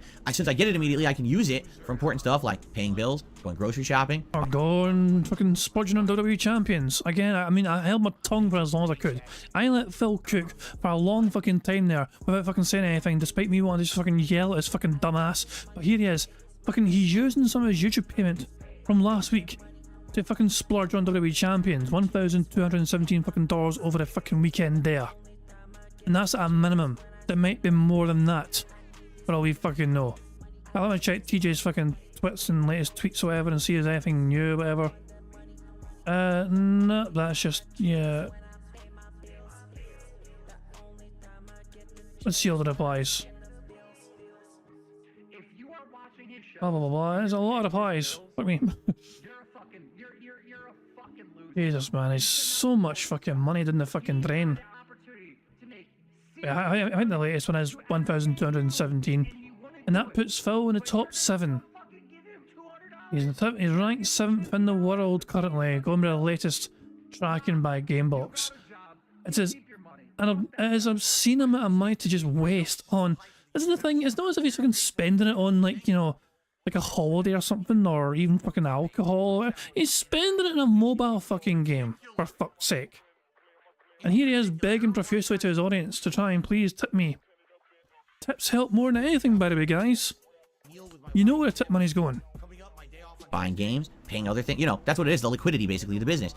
And I try to hit the tier 1 goal every stream. We don't always do it. Sometimes we do, sometimes we don't. Sometimes we far exceed it, sometimes we're way under it. Yeah. I just wish to fuck one time, just one fucking time ever. It would be an early Christmas miracle if Phil would actually fucking go an entire fucking podcast without fucking begging. If he removed the fucking beggment and let it fucking happen naturally, Like, can you imagine how many people would actually fucking tip him and say, Phil, you didn't fucking ask for contributions today, what's wrong with you? He would probably get far more money than usual because he would actually not fucking do the begment. Yesterday particularly, didn't hit it either time, but then on Saturday, we did. In fact, we exceeded it one stream. So that's what I mean, like, it's kind of a give and take balance, right? Today, considering we're playing the fan favorite, Modern Warfare 3, I would hope that we're going to have a really solid supported day. Like I said, since I brought Modern Warfare 3 back to the daytime streams, it's done really well for engagement and support. So I hope we'll keep that going today to help make up for the fact that yesterday's React stream and, yes, the incredibly dead Starfield stream are not a problem, and we can, you know, have those things in the mix, right? So please, in advance, thank you so very much. I appreciate all of you who support this content and the fact that only the ones that fucking support the content. If you're not going to support his content, then he doesn't give a fuck about you. In fact, he doesn't like you at all. He thinks you can all go to hell if you don't fucking give him money to watch his fucking shitey content, which is free for everyone apparently.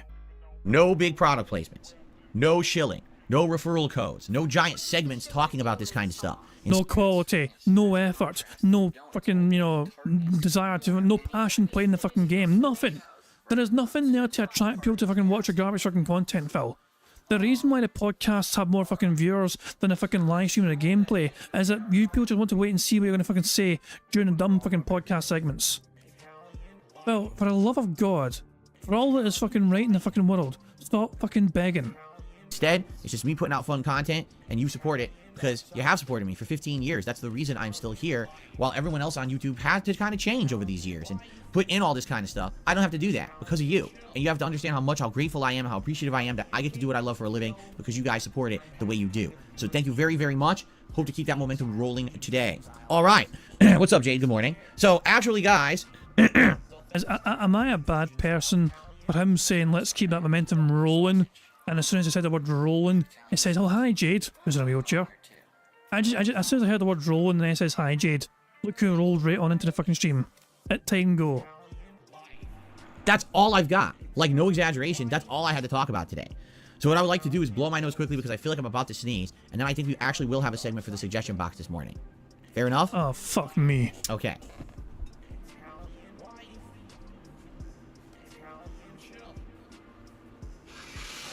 He didn't mute.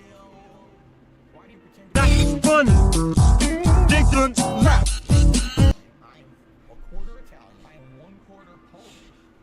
What a dick. Oh, this is definitely dead air. Good shout, good shout. Dead air. Burger. All right.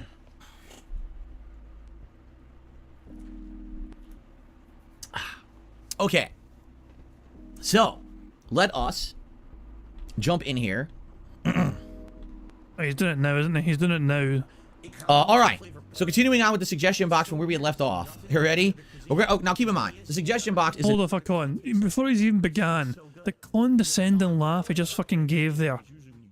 Before he's even read it out, he read out part of it and had a condescending laugh. I can tell you right fucking now, guys, this is going to be another no-coming write-up. So continuing on with the suggestion box from where we had left off. You ready? Now keep in mind, the suggestion box is an interesting mix because it was opened. It was opened over the entire course of October, all right? So we had some people who really tried hard to suggest some positive things because they want to improve my content. And then there's some people who are just kind of really, really entitled, demanding people saying, play this game, do this immediately, blah, blah, blah. So it is a mix. Hold on, Phil. The second thing that you put down in the suggestion box was for them to suggest you games to play. The suggestion box asked people to submit the games they want to be played by you. And now you're calling those same people entitled, despite you fucking saying it was a good place for people to submit the games that you want them to play. Make it make sense, Phil. All right, let's see what we encountered today. All right, ready? Turn on $20 text-to-speech. Make a shit ton of money. Now, as you all know, I'm only about the money, right? Over the years, every single decision that I've ever made when it came to content creation was all about the money, right? I accepted every single opportunity to make every single penny that I possibly could. In fact, I'm just a vacuum that sucks in money from the internet from every direction. I'm like a giant black hole that I gobble up tons of monetary stuff, right? That's funny. Dickens left. I knew having that fucking button would come in handy. Of course. We all know that, right? Now, here's the thing, okay? Some people say text-to-speech is absolutely hilarious and worth it and stuff like that. Okay, why? Because it's funny. People obviously are going to pay to say something ridiculous on the stream. But here's the thing, like the difference is text-to-speech to see someone say something silly versus text-to-speech to see someone be incredibly malicious, insulting, dumb, and or doing something hurtful. So I'll give you an example here, all right? If someone comes on stream and does a $20 text-to-speech and they're laughing about me sucking at a game, or, you know, they call me ugly, or they reference my accident from 2016, or one of those dumb things, who gives a shit, right? I don't care about I thought your wife gave a shit. I thought I fucking made her cry. that. You don't care about that. No one cares about that, right? It's just nonsense. Let them do what they want, all right? But in reality, we all know what would really happen, all right? Within moments of me turning on text-to-speech, people would come on here and they would start doxing people. Not just me, but others. Whoa. Give more blood. That's a fucking ridiculous accusation. The only person I know that abuses text-to-speech is me. Well, I have it for tips only, okay? And even then, I rarely get tips. But it's just something different. It's what separates tips from super chats. Tips have text-to-speech. Super chats get me reading out. Simple as that. And that's a liability. It's one thing to dox me because I've been doxed a million times on the internet, but if they start coming on here like, hey, watch this, I'm gonna put dox information on Phil's stream, he's gonna say it out loud, now he's liable because it said it on his stream, right? Or they're gonna come out and say, oh, here's some racist stuff, here's the N-word, and here's all this and all that, right? And they're gonna do it on purpose in order to get me in trouble. Because what it is they're gonna try to say, hey, so you took immediate benefit from taking in the donations, but man, those donations totally weren't worth it because you immediately got you like in trouble on YouTube, right? Truth is, you are absolutely responsible for what you broadcast on YouTube. You are. Or Twitch or anywhere. You're responsible. Now, yes, there's some leniency. If someone finds a way to skirt the rules or whatever, right? There you go. But basically, turning on text-to-speech is poking the hornet's nest, right? It's like, why would I bother with that? Because you know exactly what would happen. People would immediately find a way to abuse the system and or get me in trouble. That's the same reason why my leaderboard at the bottom has always been manually updated by me. Because there's tons of ways to do an automatic leaderboard. And be like, oh, Phil doesn't do that because he's outdated. It's not because I'm outdated. It's because I ultimately want to keep control of my content. If I didn't do that, I would have gotten in trouble dozens of times anywhere I stream from people putting fucking nonsense down there. That's nasty stuff. And the thing is, I don't want to have that on my content. And it doesn't matter how much you try or whatever. Unless you ultimately control it all, people will find a way to skirt any protections or any system in place. It doesn't matter, oh, I can put up safeguards to stop it from saying this. Or it doesn't work. People find ways around all of it. It's a skill for some of these people. How do I sit here for hours on end and find a way to say something racist, even though there's all the safeguards in place? I'll still find to get them in trouble, right? So it's just a waste of time. I mean, would I immediately have some short-term personal gain? Yes. Would it be worth it for the fact that likely my stream would be in hot water and get shut down and suspended and all these problems? Hell no. So, no, I'm not doing that. It's absolutely ridiculous. Okay. Maybe play Saints Row 2, later on do a replay of 3 and 4. I told you guys, I am totally down to replay Saints Row 2, 100%. We played Saints Row 1, was it last year? It was either last year or the year before. And it was a really fun playthrough, even though there were very frustrating parts of the game because it's kind of outdated at this point. It was really cool to see how that game came out around the same time as, like, you know, GTA 4 and how it was trying to directly compete, you know, in a very different way, right? It had a narrative, but man, a lot of those missions were ridiculous the way that they were designed to be silly and you know, grindy and a lot of combat, like gang warfare stuff, right? But it was fun. It was absolutely fun. And I told you guys at that point, if you wanted to see Saints Row 2, I would do it. But what happens is sometimes we kind of forget about that stuff. And I think a lot of people did forget that Saints Row 2 could be a possible playthrough for me. Keep in mind, when I started in 2008, excuse me, Saints Row 2 was one of my earliest playthroughs, but I wasn't doing full playthroughs back then. I was just doing highlights. So I did several highlights of the gameplay of that game, but I never actually did a full-on playthrough of it. Trust me, we checked out some of those highlights from fucking October 2008, and they were a fucking nightmare. They weren't that fucking good. It's something to think about in the future. Okay, so that suggestion, thank you. I agree with you. It'll be something I'd be interested in. DSP, I watch your content for a decade. I like how you ignore the detractors and just have fun. Try out the Saints Row. Hey, said detractors. Burger. There we go. Good shit indeed. He fucking said detractors. DSP, I watch your content for a decade. I like how you ignore the detractors and just have fun. Try out the Saints Row reboot. It's gotten less glitchy and is a great streaming experience. Now, hold on a second here. Isn't it now free on the streaming services? Right? I think it is, correct? I think that they made it free. Like, you don't have to buy it anymore, right? But, I mean, everyone says that this new Saints Row was absolutely atrociously bad. I mean, the company went out of business. They got rid of them. What are they called? Volition Studios or whatever? They don't exist anymore. They liquidated it and made everyone go split up and go to other projects, or they got laid off. The game did so poorly, right? So here's the thing. I'm always open to suggestion. If you guys think that's something you would like to see, let me know. I'll leave it as a possibility, but this is actually the first time ever I've heard someone ask me to play it. Like, seriously, right? Okay. You should dress like Keemstar for your Halloween marathon and mock his mannerisms the whole night. Man, you know, someone must have gotten wind, because that's exactly what I was going to do for Halloween. And then I got sick and I couldn't do it. And that's why it ended up being such a big disappointment for me. Because I told you guys it was the most expensive costume that I ever had, right? I told you that. Like, the costume that I bought for Halloween is the most expensive ever. Dude, the amount of prosthetics to attach that giant turd to my chin. 5 in a row. Like That's concerning. But just a huge dog turd to look just like Keemstar. The cost alone on that, to not get it. Dog turd. 5 in a row. That's concerning. Just like I got 2 fucking bingos in a row right there, him fucking bashing Keemstar. Would that count as hateful slurs? Let's see what kind of fucking talk he's doing here. Let's just see that. Well, this might count as hateful slurs. We'll see how fucking dark he gets with it. Costume that I ever had, right? I told you that. Like, the costume that I bought for Halloween is the most expensive ever. Dude, the amount of prosthetics to attach that giant turd to my chin and pretend like it was gonna be a beard, but just a huge dog turd to look just like Keemstar. The cost alone on that, to not get it to melt off my face, dude. But what life happens, right? And sadly, you know, I was sick and I couldn't do it. So what can you do? Anyway, let's continue. Does that? Oh, there's a snort right there at the end as well. But is that a hateful slur? It does seem quite hateful. Yeah. 5 in a row. That's concerning. We are 5 away from a full house already. Technically 4 because of that last snort there. We have a free space. We only need 4 more for a full house. By the way, obviously that's a joke. Because I actually have to... Oh, it's a joke!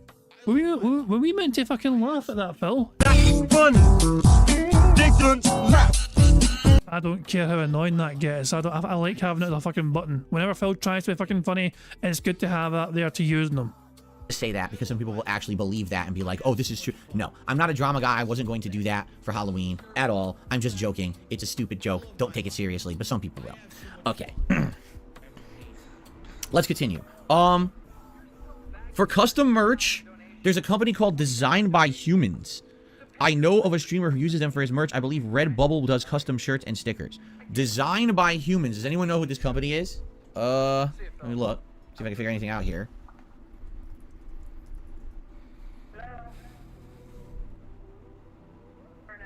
They're listed on Amazon.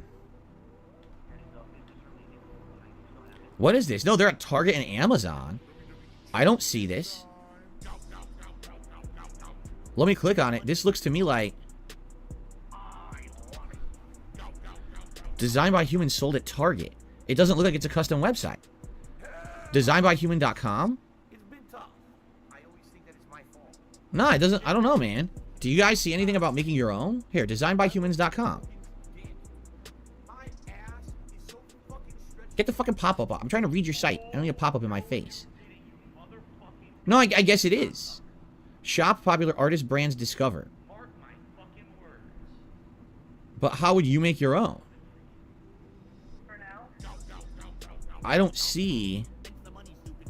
That sucks. I don't see any way to just make your own. This is reminding me of... Oh, open a store. Here, let me look here. We produce, fulfill, and ship all your custom products while you maintain the rights to your work. Once approved, we'll offer you a storefront to sell your merch, t-shirts, hoodies, art prints, mugs, and more. Join our community of artists and begin selling your designs today. Royalties. What is that? Boy. So they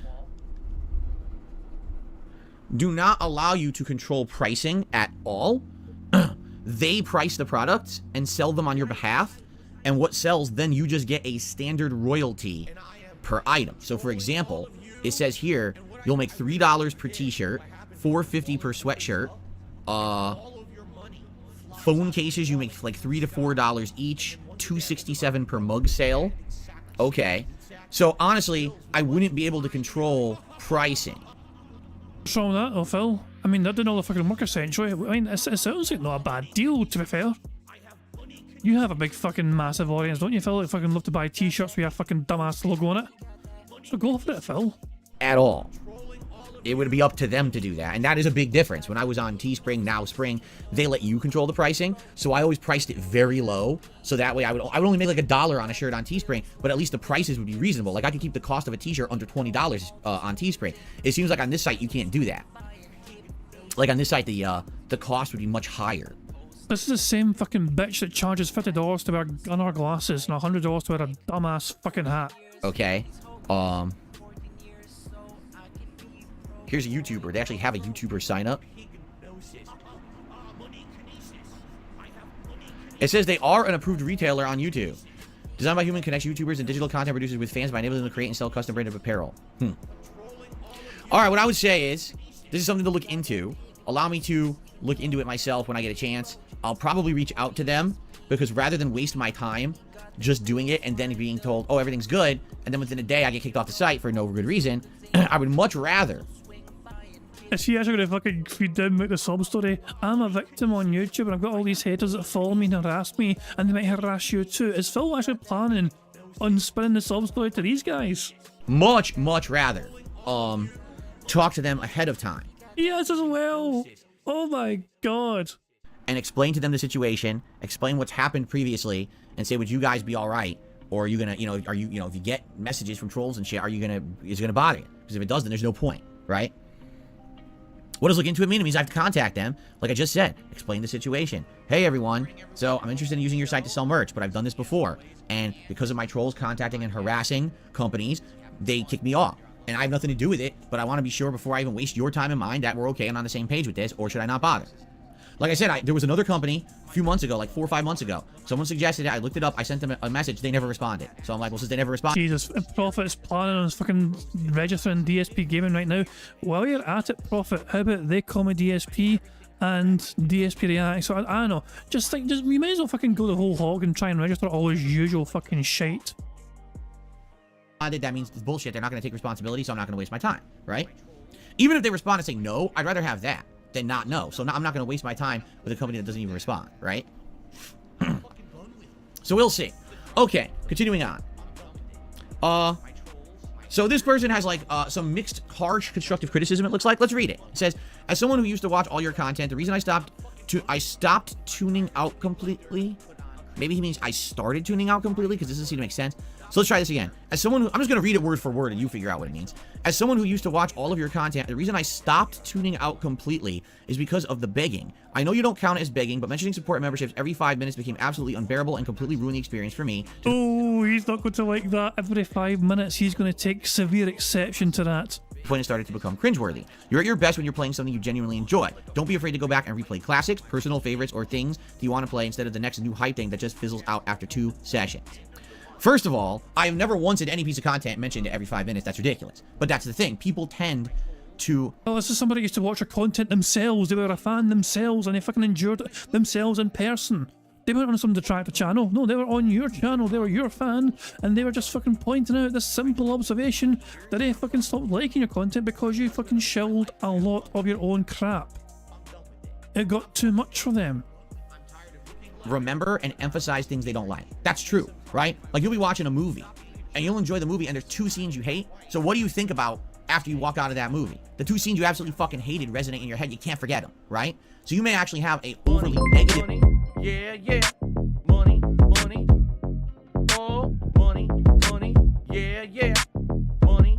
Damn it. I want to make Phil dance, but he won't fucking dance. Thank you very much to Logan K for the super chat, who says, telling a business about a troll community is self-sabotage. Telling companies these things just make you look unmarketable.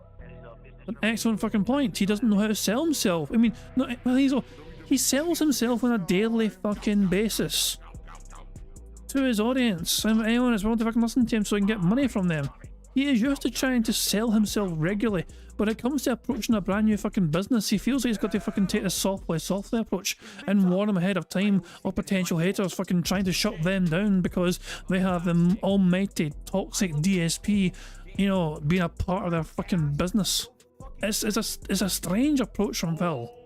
It really is. The 2 scenes you absolutely fucking hated resonate in your head. You can't forget them, right? So you may actually have a overly negative opinion on the movie, even though overall the movie was great, except for those 2 scenes. You just can't get it out of your head. So I understand what this person is saying. They're obviously extrapolating upon what they're trying to say. What they're trying to say is, me mentioning contributions is annoying, and doing it too much turns people off. I know this. You know it, but you still do it. Oh, this will be fucking good. Contributions is annoying, and doing it too much turns people off. I know this. I absolutely know this. This is not, rocket science. This is not a revelation. This is something that I've heard year after year after year. First of all, to some people, even hearing once, hey, you can contribute, oh my God, right? But what's crazy to me is, they say that, but then they go and they watch content creators that have paid promotion present in this video, giant segment of a paid promotion, or a podcaster who literally their entire podcast border is blinking ads.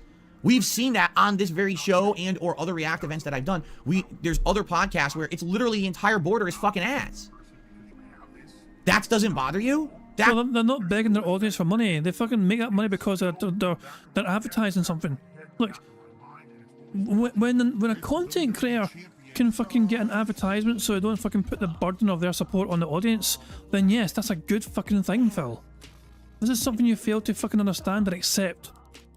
That's okay. But if the content creator says, hey guys, so how can you support me today? Well, you can do this, you can do this, you can do this, please consider it. And then maybe a couple times during the stream, hey guys, so just so you... Maybe. This motherfucker trying to pretend he's fucking sometimes forgets to fucking beg during a fucking stream. Fuck off. No, would be great. We get some support because it's on the slower side right now. We got this, we got this. If you like the content, please support it, right? And I get it. Sometimes I mention it too much. Absolutely. Sometimes you mention it too... Oh my fucking God, sometimes. Sometimes he mentions it too much. Some fucking times. I'm gonna lose my fucking mind. If you like the content, please support it, right? And I get it. Sometimes I mention it too much. Absolutely, 100% will agree with you. Sometimes I get pushy, and usually those are times when I'm feeling a little nervous, right? Like a week where maybe it's been 2-3 days straight where it's been slow days. So here's a perfect example. This week, yesterday, I did my React show, and I did Starfield. React show did all right. We got a few gifted memberships to the channel, and almost hit the tier 1 tips goal. So it was a decent stream. Late night stream was dead. Starfield is always going to be dead. The game is dead. No one cares about this game anymore, but I need to see the end, right? So it's like, I probably would have done better, all right, not playing Starfield. If I didn't play the game and I just sat here and talked to you guys for 2 hours, I probably would have had a more profitable stream, just being honest, right? So I knew that was going to happen, but we got to finish it. I take my job seriously. This isn't Phil dicks around and makes money. This is Phil actually cares about doing a professional job. I can't rank Starfield in my year-end awards till I beat it. So I have to beat it first, even if it means I have several streams where I make like nothing. But you never beat fucking Hogwarts game. You never probably completed that fucking game. There's a variety of games for which you failed to properly, fully complete. But you fucking just said, I finished it anyway. You just must put in the effort to try and complete a lot of these fucking games. I still have to do it. I have to bite the bullet. Other content creators are like, the game's not good, no one likes it anymore, stop playing it forever, play something that will make me money. That's not what I'm about, all right? But yeah, admittedly, yesterday was a slow day. Now, today, I hope that things will pick up again. I mentioned it a little bit, and now we play and we see what happens. A little bit. I'm willing to wager that about 20% of his entire podcast so far has been him talking about money in some capacity. Because he had a fairly lengthy fucking segment earlier on. If you haven't noticed, on a day when things are going well, if contributions are coming in well and everything, I don't mention it. Did you ever notice that? I wonder fucking why. Because you're on some sort of money high. You don't have to worry about fucking contributions. When people fucking give you money, you stop talking about money. But mainly though, people haven't given you money yet, so you fucking go on about it and never fucking shut up about it, for fuck's sake. This is... I need otters. I need otters. I just need a break. I need a break from Phil. I need otters. There's 2 otters right now trying to kill the fuck out of each other. There's a third one as well. I just need to fucking... He's annoying me too much right now. God damn, these otters are so cute. Oh, for fuck's sake, Phil. He doesn't get it.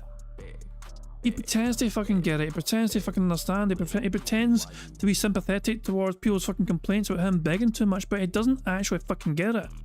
Phil would have been better off actually having a fucking job yesterday because he would have made more money. If Phil had a real fucking job, he would have made far more money than he did fucking streaming. That's a simple fact of the matter.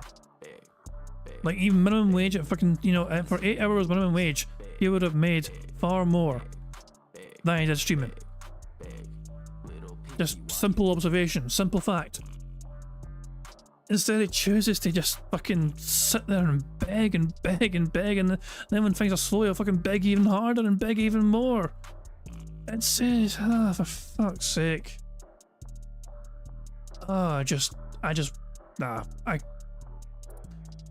Hey, the authors have done their job.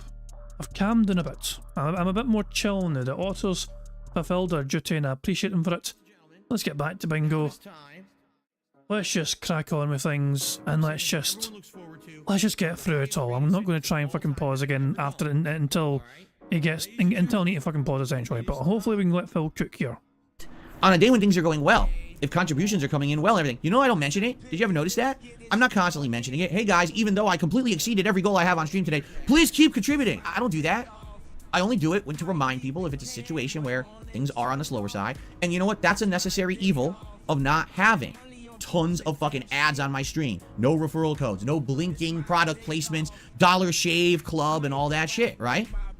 That's the result of that. Not having that crap forced down your throat means I do have to every once in a while remind everyone to please support the content. But again, this is what makes me different, and this is why I'm still here after 15 years, and I'm still the same dude. I'm not someone who's completely transformed into someone that you don't recognize and you don't like. When you watch my content, you know what you're getting. Me and my true opinions and the real me. I don't answer to a sponsor. I don't have to worry about having someone drop me because I said something so bad today that I was truly, you know, opinionated about, right? So it goes hand in hand.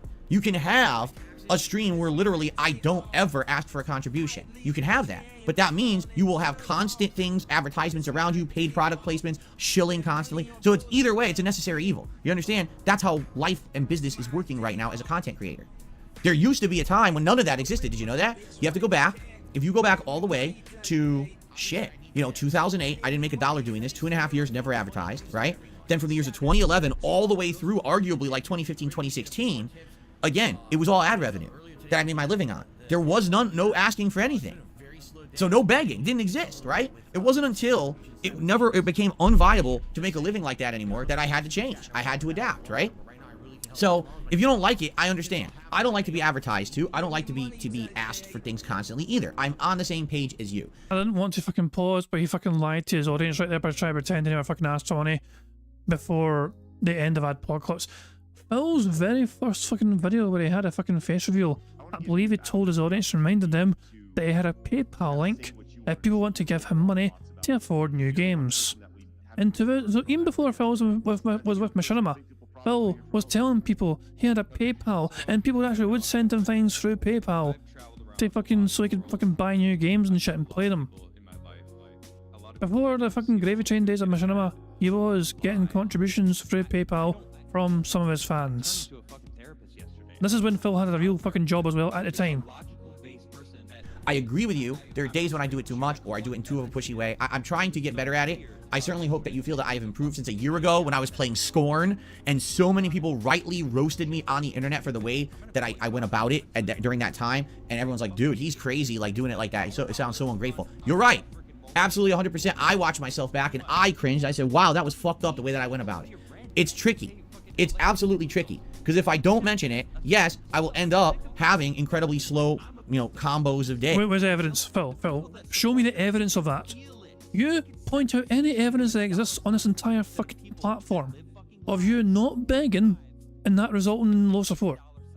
If Phil can fucking prove that, I will agree with him. But the fact of the matter is he's not even fucking tested the theory.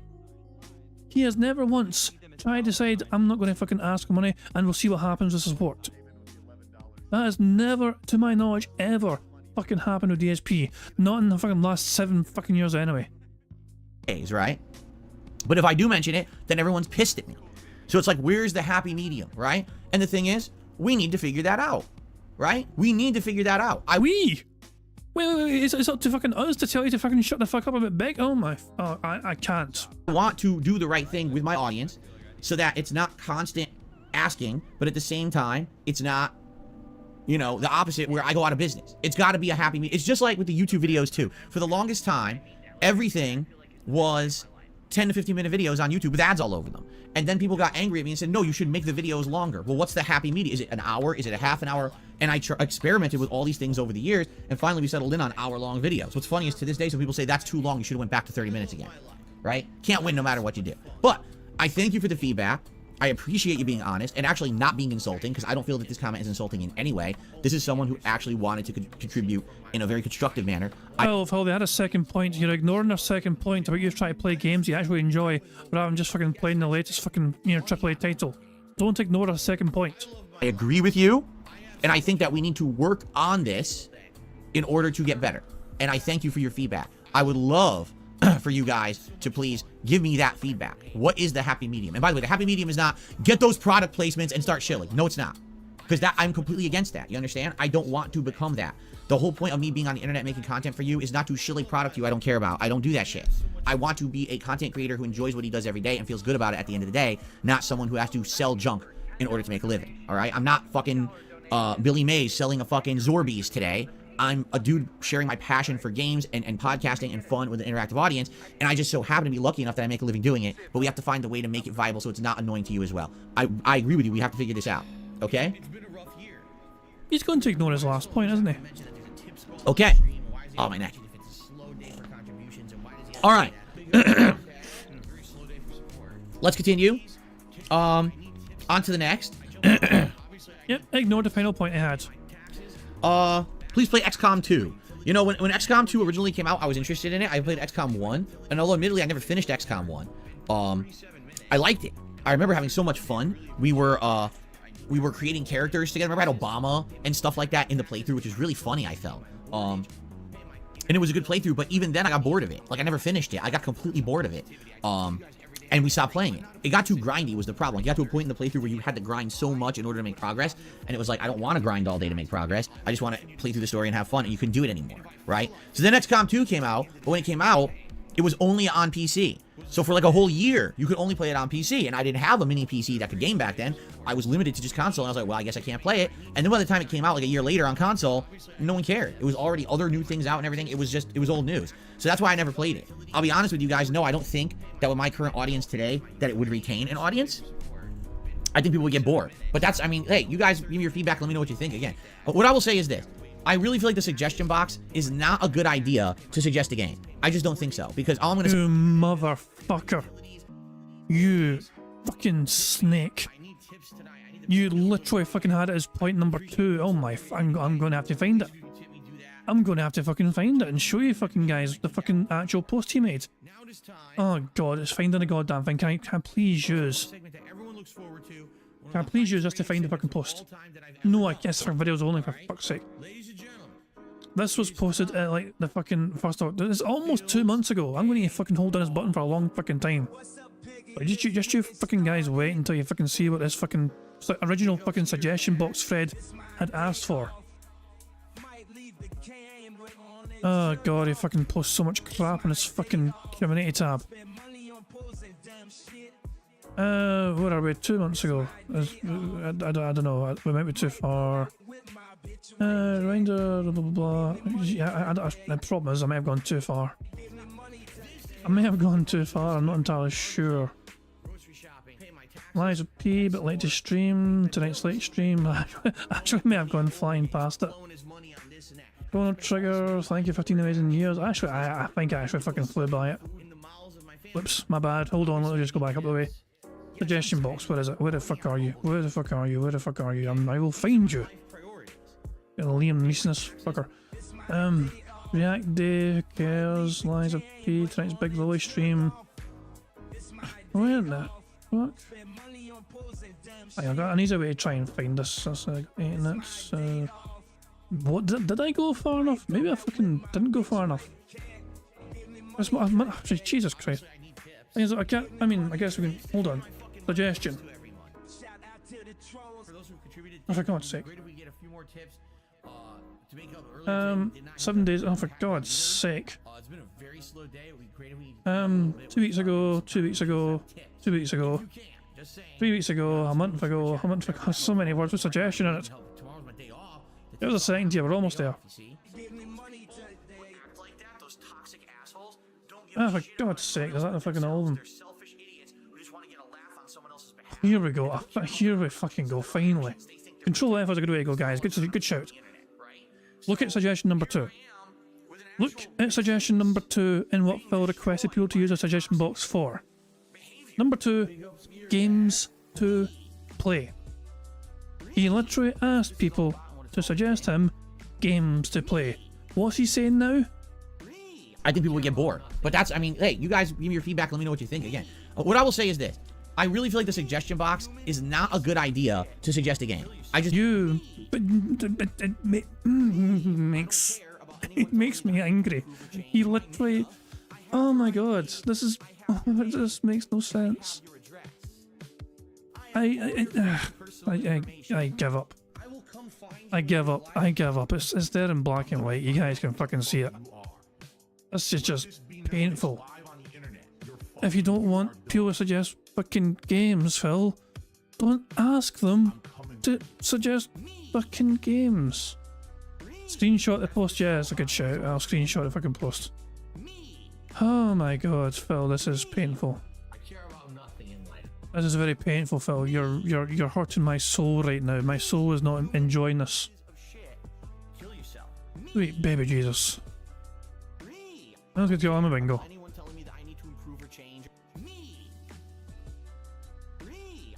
Play, you bastard.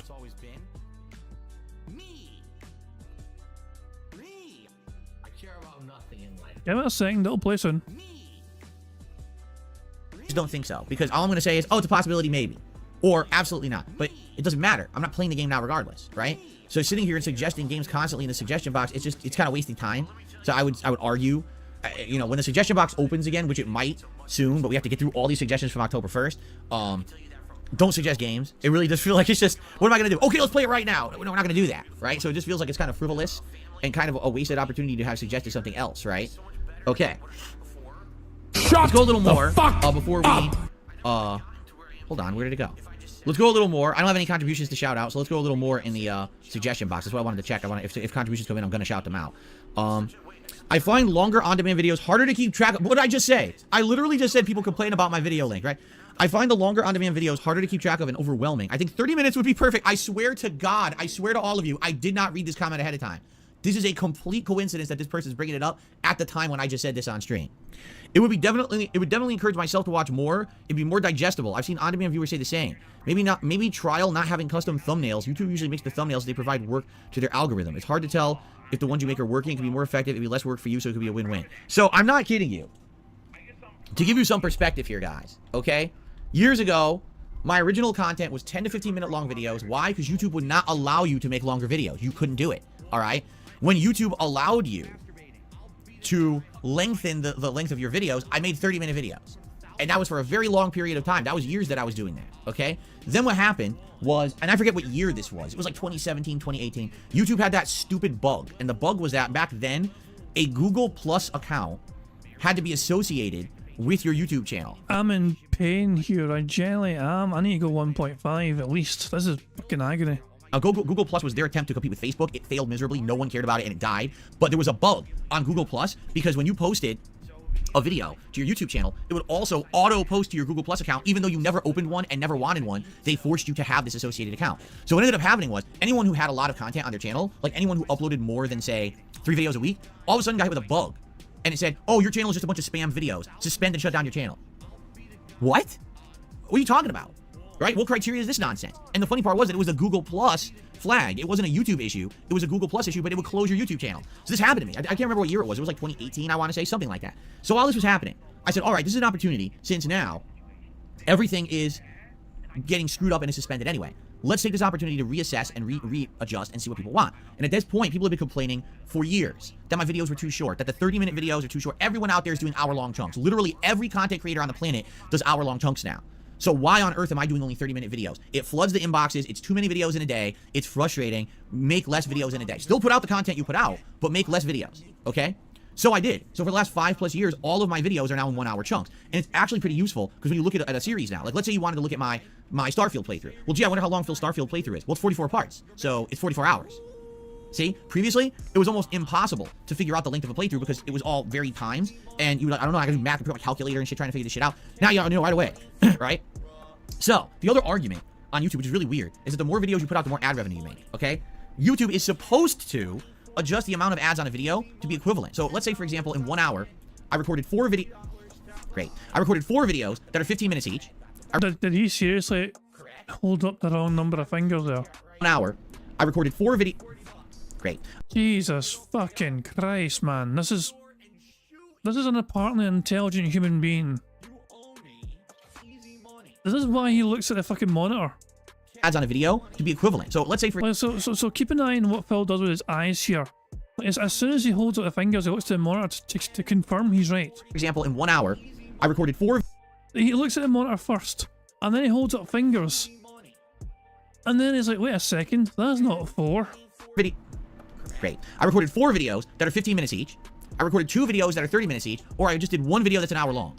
Technically, what YouTube is supposed to do is put the same exact amount of ads on the 4 individual videos, on the 2 videos, or on the 1. They don't do that. Okay? They absolutely positively don't. Because what I can tell you is that once I changed everything to be longer videos, when I went from 15 minutes to 30, and then again, when I went from 30 to an hour, I lost a ton of ad revenue. Each time, it went down by a lot. Like, no exaggeration, the first time was about 20%, and the next time was about 30%. All right? So, for the exchange of me not flooding everyone's inbox with a bunch of videos, because people were saying, Phil, you're not going to last as a content creator. Your videos are too short. We have too many videos every day. We're not going to subscribe and watch anymore because you're flooding us. So for the exchange that I would make the videos longer, I lost a lot of revenue. Okay? So that, it goes hand in hand. So the question is, now here we are years later, right? 5 years after the fact that everyone said, longer videos, this will work. And now, oh, can you make shorter videos? Well, for what? Now this person says, it's harder to keep track of. It's quite overwhelming. What is overwhelming about the hour-long video? I'm a little confused. When you watch a video on YouTube, YouTube auto-tracks your viewership. So let's say you're watching an hour video, you watch 20 minutes. Phil, the same could be, the same logic here could be applied to why you can't watch fucking Turkey Tom's documentary on you, 2 hours long. And as you say, YouTube tracks when the last time you fucking watched it was. But Phil apparently hasn't got the fucking time to watch a 2-hour documentary based on himself. He'll have an opinion about it, but he has no time to watch it. Minutes of it, you get interrupted. So you pause it, you close it. When you come back to YouTube and you go to that video again, you hit play, it resumes. It doesn't start over. It resumes from where you left off. On anywhere. This is on the app, on the PC, anywhere. It resumes. So it's not like, oh, I forgot where I left off. Now I have to skim through this video. This is frustrating, right? Same thing if you're watching on a playlist. It resumes in the playlist where you were on the playlist. What is overwhelming about the hour-long video? I'm very confused about this. If I were to all of a sudden overnight double the amount of videos that hit your inbox. So right now, for example, today there's going to be the podcast, which is 1 video. 3 hours of Modern Warfare 3. So let's say instead of 3, it was 6, right? 6. Tonight's gameplay of Like a Dragon Gaiden, which will be 2 videos, but it's going to be 4, and then Ask the King. So instead of doing 7 videos today, I put out... He just said Ask the King instead of Daily Rap. He meant to say Daily Crap, but he said Ask the King, because he's a dumb motherfucker. 2 videos, but it's going to be 4, and then Ask the King. So instead of doing 7 videos today, I put out like 10 to 14. Would you not think that that's overwhelming? Because that's the feedback I used to get. That's why I made my videos longer, okay? So here's the truth is, I'm totally 100% open to change. But you're asking me now to change back, right? Back to where I used to be that people already complained about and said they didn't like it, right? And that's what I'm apprehensive about. It's like, I already made the change that people wanted me to make to say that my content would be better, right? And now you want me to go back to 30-minute videos because you feel the hour is overwhelming. The other suggestion they're saying is don't use thumbnails. Now, for the longest time, I let YouTube auto-generate the thumbnails. This was up till what? Like, man, long time ago. Like 2017, 2018, like years and years and years, I just let YouTube auto-generate the thumbnails. I was okay with that, but the problem was a lot of people, there's always 2 common complaints with that. Complaint number 1 is that because the thumbnail's randomized, okay? A lot of the times the thumbnail would actually be something crappy, like blurry or not even discernible. What is this thumbnail? I can't tell what it is. Because YouTube just picked a random frame during the video, and because of that, like, it's like, God of War playthrough part 57, and you look at it, it's like a blurb. So what the hell is in this video? I have no idea, right? Now, the truth is, I feel that YouTube has improved upon this over the years. I really do. I think that they have this AI or whatever it is that picks certain moments during your videos, and I do feel like it's gotten better, okay? Although, whenever I do a vlog, I swear to God, YouTube always picks the most embarrassing frame, because you haven't noticed, I let it pick the thumbnails for the podcast every day. And it's not me like this, or me like this, or me like this. It'll be like this. Like, like I'm picking my nose, or I'm touching my face, or my ass. It's just like, so here's the thumbnail for today. That's what it picks. Out of the 2 hours that I broadcast, they always pick the most embarrassing fucking thumbnail. It's ridiculous. I mean, why not? Why not? Why not? Let's, Jesus Christ, man. Yeah, well, we need the thumbnail for tomorrow anyway, so why the fuck not? Let's see if we can get something good from this. Like, like I'm picking my nose, or I'm touching my face, or my ass. It's just like, Give us a second here, give us a second. Do we have a good still freeze frame? Here's the thumbnail for today. Well, yes, quite. It's never, I mean, the thing is, though, he's watching himself do it, so he's obviously doing it on purpose. So sometimes I'm like, is this a good thumbnail? Screw it. But yeah, but we'll see how it turns out. We'll see how it turns out. Let's, there we go, we'll crop him out, and I think that's as good as we'll get it. Let's go to this background removal website and see it work its magic. Ta-da! So I guess that'll be on tomorrow's thumbnail. Fuck me, man. That's what they picked out of the 2 hours that I broadcast. They always pick the most embarrassing fucking thumbnails. Ridiculous. Okay? But in general, I do feel like the auto thumbnails have gotten better over the years. I do feel like that, okay? But the other thing, and this is a huge one, all right? Spoilers. People started to complain that since I'm doing long-form playthroughs, that because I was using YouTube auto-generated thumbnails, a lot of the times that thumbnail would create a huge spoiler for the game. Maybe there's a character you didn't know was in it. Maybe there's a final form boss. You don't want to see them right off the bat. So people would say, man, the YouTube thumbnails spoil the game. And it sucks because I'm just clicking around your content, and I wasn't even ready to watch that video yet. And here we go. The end of the game got spoiled. When I was on part 3, you know, the part 20 video popped into my sub box with a spoiler thumbnail, and now it's ruined for me. So that used to happen all the time. People would complain about that. And so having the more generic thumbnails that are numbered now makes it so that those spoilers don't happen. And then, of course, the other thing about numbered thumbnails, it's easy to click on the one you want, right? When you used to have a bunch of jumbled pictures, you have no idea what anything is. You have to look at the actual text description to see what video to click on, as opposed to if you have numbers, okay, this is part 1 through 37. Okay, I'm on part 34. I click on that one. Easy to go, right? So, I'm absolutely not debunking anything here. But the point I'm making is, we've made 30-minute videos, right? I've done that for years and years. People said, no, go longer, so I did. Are people changing their mind now? If so, what do you guys think? Do you want me to go back to 30-minute videos? Do you think that'd be beneficial? I'll be honest, I likely will benefit from it. Money, yeah, yeah. Money, money. Oh, money, money. Yeah, yeah. Money, money. Thank you very much to Kel Denson for his super chat, who says, please put Hulk Hogan behind him. So people want to see Hulk Hogan strapped behind him. But this kind of sweet baby Jesus. I don't know like that. I've seen Anthony as well. Anthony as well requested, could you put a parrot on his shoulder during that frame and add an eye patch? Could do. I mean, we could do both, I guess. I mean, why not fucking try and incorporate both ideas? But there we go. We could try for both of them. So fuck it, you know, I'll see what I can do. I'll see what magic I can work. It wouldn't be the first time I incorporated fucking Hulk Hogan in a fucking bingo thumbnail. Yeah, Barrett Wales. We're hanging and bagging, brother. Oh dear Christ. Let's get on with bingo. Oh, what do you guys think? Do you want me to go back to 30-minute videos? Do you think that'd be beneficial? I'll be honest, I likely will benefit from it. If I did 30-minute videos versus an hour, I probably will make more ad revenue. I would actually see like an increase in income.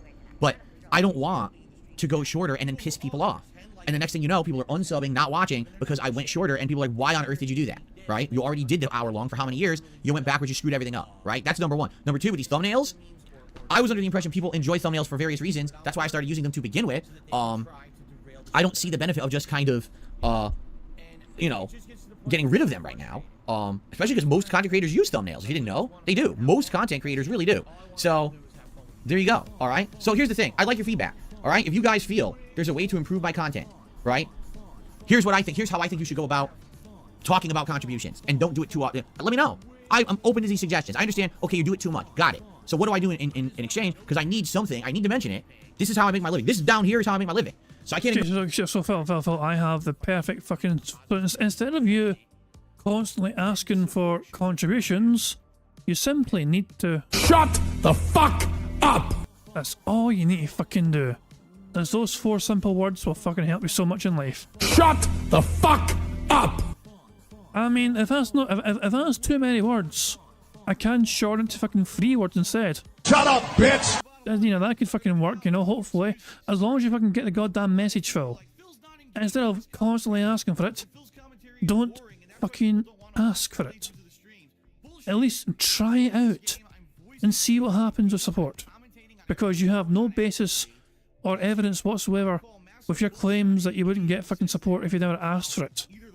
Ignore it. I can't pretend like that doesn't exist. That's important. It keeps everything going. It pays the bills. See everything behind me? See this broadcast? It's because of that down there, right? So I have to find a way to make... But you mean fucking see everything behind you? Everything fucking behind you was fucking donated to you, essentially. The LED lights and all that crap.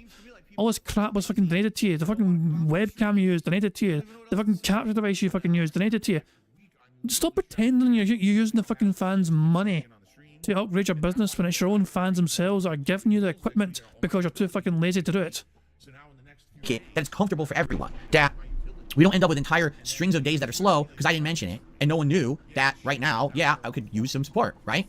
But at the same time, I don't want to be overbearing and constantly be talking about it and bothering you guys. So what's the medium? Let's talk about that, okay? What do you want for video length? Are you enjoying the hour-long videos I've been doing for years? Most people seem to be under the impression that's what they want. Or do you think I should shorten the videos? What is the benefit of shortening the videos? Because I don't understand that. Like, I really don't understand the benefit of shortening the videos. I didn't really understand from that suggestion how it would help you guys, okay? And thumbnails. Do you like the thumbnails? Do you not like the thumbnails? What, you know? All right, so let me know, okay? All right, so guys, that's enough suggestion box for today. That was a good chunk, right? And we can do this from time to time. We still got tons more to go through. Thank you to everyone who is suggesting in that suggestion box. I really appreciate it. All right, I have one shout out to do so far this morning. A single shout out. Jesus Christ, Phil, you emphasising the lack of fucking support you've received is also fucking quite disgusting. You should be fucking happy in general that somebody is willing to give you money. Instead, you fucking dismiss it as only being a single solitary fucking shout out. Box, I really appreciate it. All right, I have one shout out to do so far this morning. A single shout out. And this shout out, I take it back because now more is coming in. So I received a $2 tip. Take it back. You take it back. All of a sudden, your fucking constant reminder of fucking audience participation and interactivity has fucking helped you receive fucking money because you wouldn't shut the fuck up about wanting to fucking get money from them. Well, this is... and I need otters again. Just give me a second, guys. Just give me a second just to enjoy the otters again. This one's got a ball. He's so goddamn cute. I just need a wee break from Phil before he fucking gets into his crap. Just let the otters work their magic. They are so goddamn adorable. He's got his wee ball and he's having a great fucking time. Such a happy wee fucker. Anyway, back to Bingo, back to Phil, back to misery. From Super Snow Carl Turbo HD Remix. Super Snow Carl Turbo HD Remix. He said, if you're gonna dress like King for Halloween, don't forget you have to shave your head bald. Okay, that's not nice. No, I mean, he shaves his head bald. Why is that insulting? That's not insulting. He does it on purpose. And there's no, by the way, I will say this about this. Anyone who insults someone because they lose their hair or whatever, that's fucked up. All right? Why? You know what? Insult someone because you don't like them. Insult someone because you don't like their content or you don't like their personality. Don't insult, like, that kind of, like, is it his fault or anyone's fault because they're losing their hair? No. It's a natural part of getting older. That I don't stand for. You're going to insult someone because they actively lost their hair, so now they're shaving their head. That's fucked up. Now, if you want to insult someone because they're growing an insanely huge, compensating, dog shit looking like beard, that's different. That's an active choice they made, so that you can ridicule. But the hair thing, losing the hair and shaving the head, that I don't agree with. People can't help that they're losing their hair because they're older or whatever. I don't think anyone should make fun of that. Okay? So there you have it. So thank you to Super Snow Carl 2 Turbo HD Remix. Jesus Christ, it's a name. Holy crap. Okay. Oh, you know, if you're going to criticize or ridicule someone, do it for something that they control and they actively did themselves. Don't ever get on someone for something. You mean like for somebody fucking begging every single fucking day? We can make, so if somebody's actively in control of something they fucking do, we can make fun of them for it. Thank you, Phil. We make fun of you for begging all the goddamn fucking time. They can't help. You know what I'm saying? Because that does piss me off, that people do that shit. You know, if someone actively makes a mistake or they're doing something you don't like, you have the right to criticize. But don't make fun of them because of a physical thing they can't help, right? Make fun of me because you hate my content, because you think I'm an asshole, because you think I'm a jerk, because of this or that. Don't make fun of me because you think my voice is annoying. I didn't create my voice. Jasper wants to go in the closet. Here you go, buddy. I didn't create my voice. I didn't make it high-pitched, all right? Whoever created me did. Maybe it's my parents, maybe it's God, whatever you want to say. I don't know. You know? It's never Phil's fault, is it? It's never goddamn Phil's fault. Mummy and Daddy's to blame for Phil's fucking Weasley-ass fucking nasal voice. But it's not my fault, right? Anyway, let's continue. I received a $2 tip from Adam. Thank you very much, Adam, for a $2 tip. I appreciate that. You don't think my voice is high-pitched? Really? I think my voice is high-pitched. I find my voice annoyingly high-pitched. I really do. I wish I had a deeper voice. Be honest right now, I do. I wish that overall I had a deeper voice. I think that if I had a deeper voice, people would actually take me more seriously because over the years, people with high-pitched, whiny voices get treated a certain way. You know, I actually wish that I had a deeper voice. But that's life, I guess, right? Okay. I received a super chat from Engine and Tonic TM, who says no matter what you do, your actual audience will come and see it, whereas outliers will always find something to nitpick. Well, that is true, Engine, but in this case, we are looking for constructive suggestions. I don't want to just say, oh, anything that someone suggests as an improvement is just an outlier. I do feel that would be pretty close-minded. That sounds exactly like how I used to talk ages ago, like a decade ago. I used to say stuff, I kid you not, and I listen to this now and I cringe at my own old self, but I used to say shit just like this. You ready? Well, I'm the YouTuber.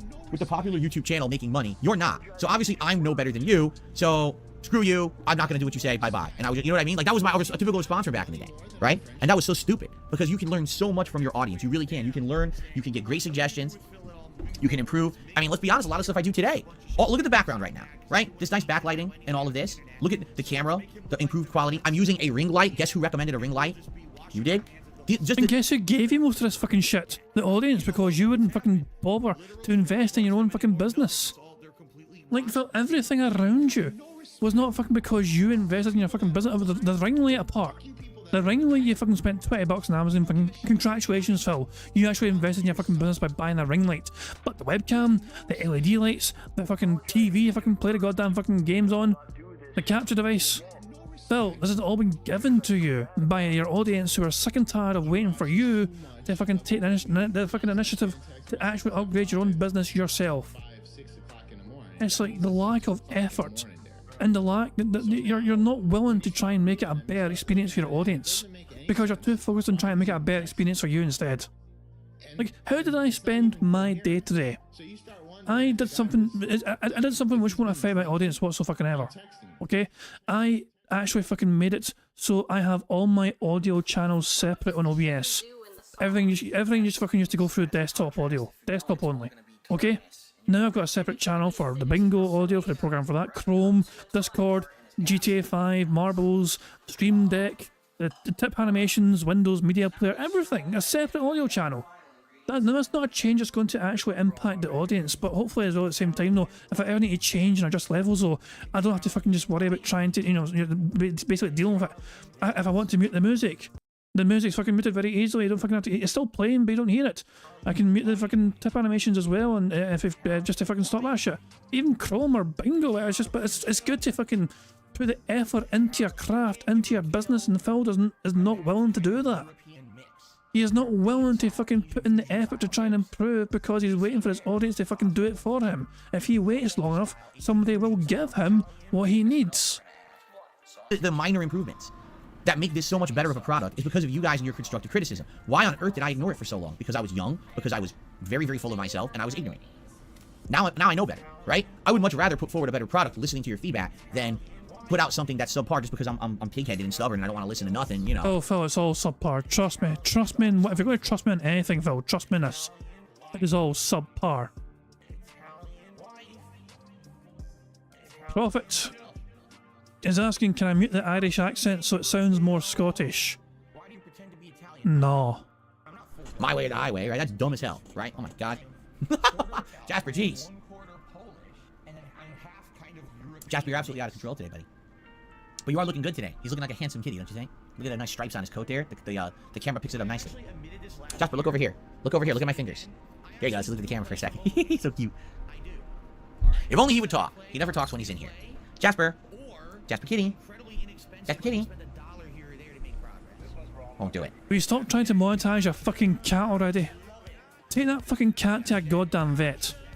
He does it all the time. What happens at night? So at night, when I'm about to go to bed, I brush my teeth and I put mouthwash in my mouth. And while I'm doing my mouthwash, he'll come into the bathroom and start walking around. And I'll say, Jasper, And when I do this, I go, He goes, meow, meow, meow. He'll talk right to me. He'll talk right back when I do that. He'll actually have like a conversation. I'll go, and he'll go, meow, meow. It is so cute. What a silly cat. Oh, boy. Anyway. All right. So, guys, we have a little bit of extra time. Thank you for listening. Thanks for the suggestion box suggestions. I think we should take these to heart, and we should seriously consider, what were the suggestions? So, number one, how to adjust the frequency of and how I ask for a contribution to make it not overbearing and sound like it's constant, annoying begging. That's number one. I completely agree. I've heard your suggestion. I'd like to improve. Let's talk about how. Number two, should I change my video length to shorter again, which I did for years and people didn't like and they wanted longer? Should I go back? And number three, thumbnails. Do you find benefit in the thumbnails, or do you want to go back to YouTube auto-generated thumbnails? You know. Let's see. Okay. Jasper. Jasper Cat. Why are you staring at me? Whenever he's here, he won't talk. He is... I wonder what it is. Maybe it's the light. Shut up, bitch! Do you think maybe there's a bright light on him? It makes him, like, feel different, like apprehensive or something? Because he will talk like crazy outside of this room. But he never does in here. In here, he's always like... All you see is tail. See how he does the tail wagging? That means he's in a good mood. That means he's very calm and in a good mood. So he is feeling at home and safe in here, which is great. So, I don't know. I don't know. I don't know what's going on. Okay. Derek, I'll see you tonight. Sounds good. He's a quiet cat. No, he's not. See, that's the thing. He's literally not a quiet cat. He is a Very chatty kitty. He talks all the time, just not in here. It's so weird, because you would think that'd be awesome. He came in here and every time he came in, he talked with us. We love that, right? That'd be so cute and have conversations with Jasper, but he won't do it. What's going on, Rugal? How are you today? Good to see you. Joel Loft says a lot of people don't like how the sound of their own voice sounds because it reverberates in your own skull. It sounds different to you than how it does to someone else. I wonder, do you think my voice sounds higher pitched to me? I would think my voice would sound lower pitched to me, because if it's in my skull, it's creating that bass vibration. But nobody likes their own fucking voice. That's a simple truth of the fucking matter. I find my own fucking voice annoying. I can understand that a lot of people seem to enjoy the fucking accent, which is a good fucking thing. It makes me feel good. But the fact of the matter is, everyone does not like their own fucking voice because they're always hearing it and they have heard it every single fucking, you know, waking existence of their own fucking lives. You know, it's like there's not a fucking second goes by where people have not heard their own fucking voice. And personally speaking, I think mine is, I mean, like Phil says about his voice, I think mine is a bit higher than it should be. But at the same time, no, people like my voice. I understand that. It especially sounds good to foreign ears. People can't understand what I'm saying, but they still like the sound of it, which is something at least, you know. Some people think it's going to be a thumbnail worthy. So hold on, give me a second here. And this, I mean, I want to try and get rid of that bit of fake snow there. So let me see. I like how Phil barely fucking moves. There, that might be good right there. Right there. It's kind of like, that may be the best we get actually, with all the fake snow going out the fucking way. Let's try a sort of fucking thumbnail. It's a lot more innocent than the previous thumbnail anyway, that's what I'm sure, a lot more innocent. The previous thumbnail was this. There we go, cool stuff. So the previous thumbnail was that. And now we've got this. Fantastic stuff indeed, it's cool. So Quiz asking, can I do an American accent? I don't know, I don't think so. I don't think I can. I think so, what kind of American accent though? Because there's so many different many kinds. You got like fucking, you know, the New Yorker kind of accent, you know. And you got fucking like southern American states as well. You go, y'all, not sure. Yeah, there's so many different kinds of accents even in America, even in Scotland and in England. There's so many different kinds of accents. So an American accent, there's so many different kinds, as well as different kind of Scottish accents and English accents. Boy, it's the same for everywhere on the fucking planet, I guess. But yeah, it's I don't dare try and do an American accent. I don't want to fucking piss off any American viewers. I just stick to Scottish, and I struggle enough with Scottish as it is. My fucking thick-ass Glaswegian accent. But anyway, we have got 4 more to go on the bingo card. We're 5 burps away from a free space. We might need it for today. I don't know. I will say this, my voice used to sound very different until this mic setup. Like, I know I've had this mic setup for a long time now, what, like 10 years almost? But before this mic setup, all my old mic setups and stuff sounded completely different. And then I got this, and now it kind of sounds like a baseline voice that you come to expect. I'm actually curious if I were to change my voice, or excuse me, my mic setup. Like, if I were to get a whole new mic to replace this one, would it sound completely different again? I don't know. Okay, let's see here. What? The Scale Scholar says your voice comes across to us as very deep and smooth, announcer-esque. Really? What in the fuck is wrong with that dent head? Deep, smooth, and announcer-esque. Magaro-san says, yes, your camera sounded very different when you did a camera at the TV. Well, that's because that wasn't even a real mic. You know, that was a crappy built-in mic in a digital camera. That thing literally records no bass. It's just like treble. That's it. It's all it gets. So you would never hear any bass at all in any of my games or nothing. You didn't hear that till I went direct capture and with a better mic. Then you started hearing bass.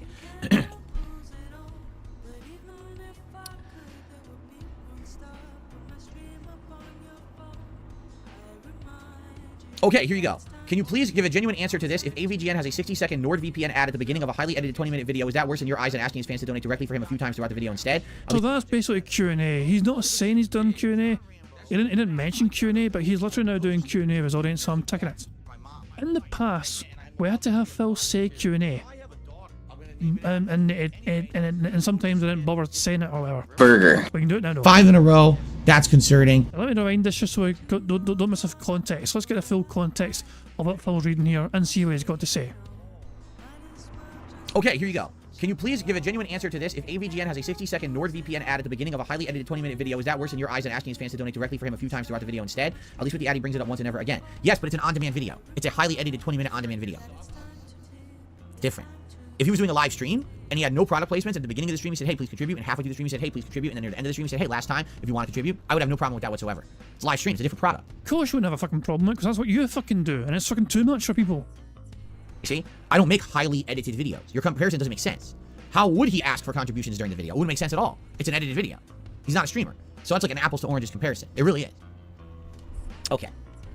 No, but I can tell you this. When I play that video and I see that NordVPN ad at the beginning, yeah, it pisses me off. Genuinely, 100% I can answer you. Yes, it pisses me off. I don't like that. I don't want to see a giant ad for something you know he's not using. You know it's just being pushed to make $1 on that extra dollar. Phil, a lot of people use VPNs. They're quite fucking popular. I personally don't use a VPN because I'm a lazy bastard. I don't feel like I fucking need it. But I know other people do like using VPNs. On that video, right? I don't like that at all. Completely against it. And that's my opinion. And you can disagree, and that's fine. I don't like it. I hate that crap. Okay.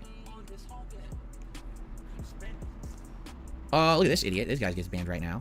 But thank you to Lice for Soul for a super chat. Not you. Not you. You're not an idiot. There's someone else who was saying they made some dumb account there. So thank you, Lice for Soul, for the super chat. Okay.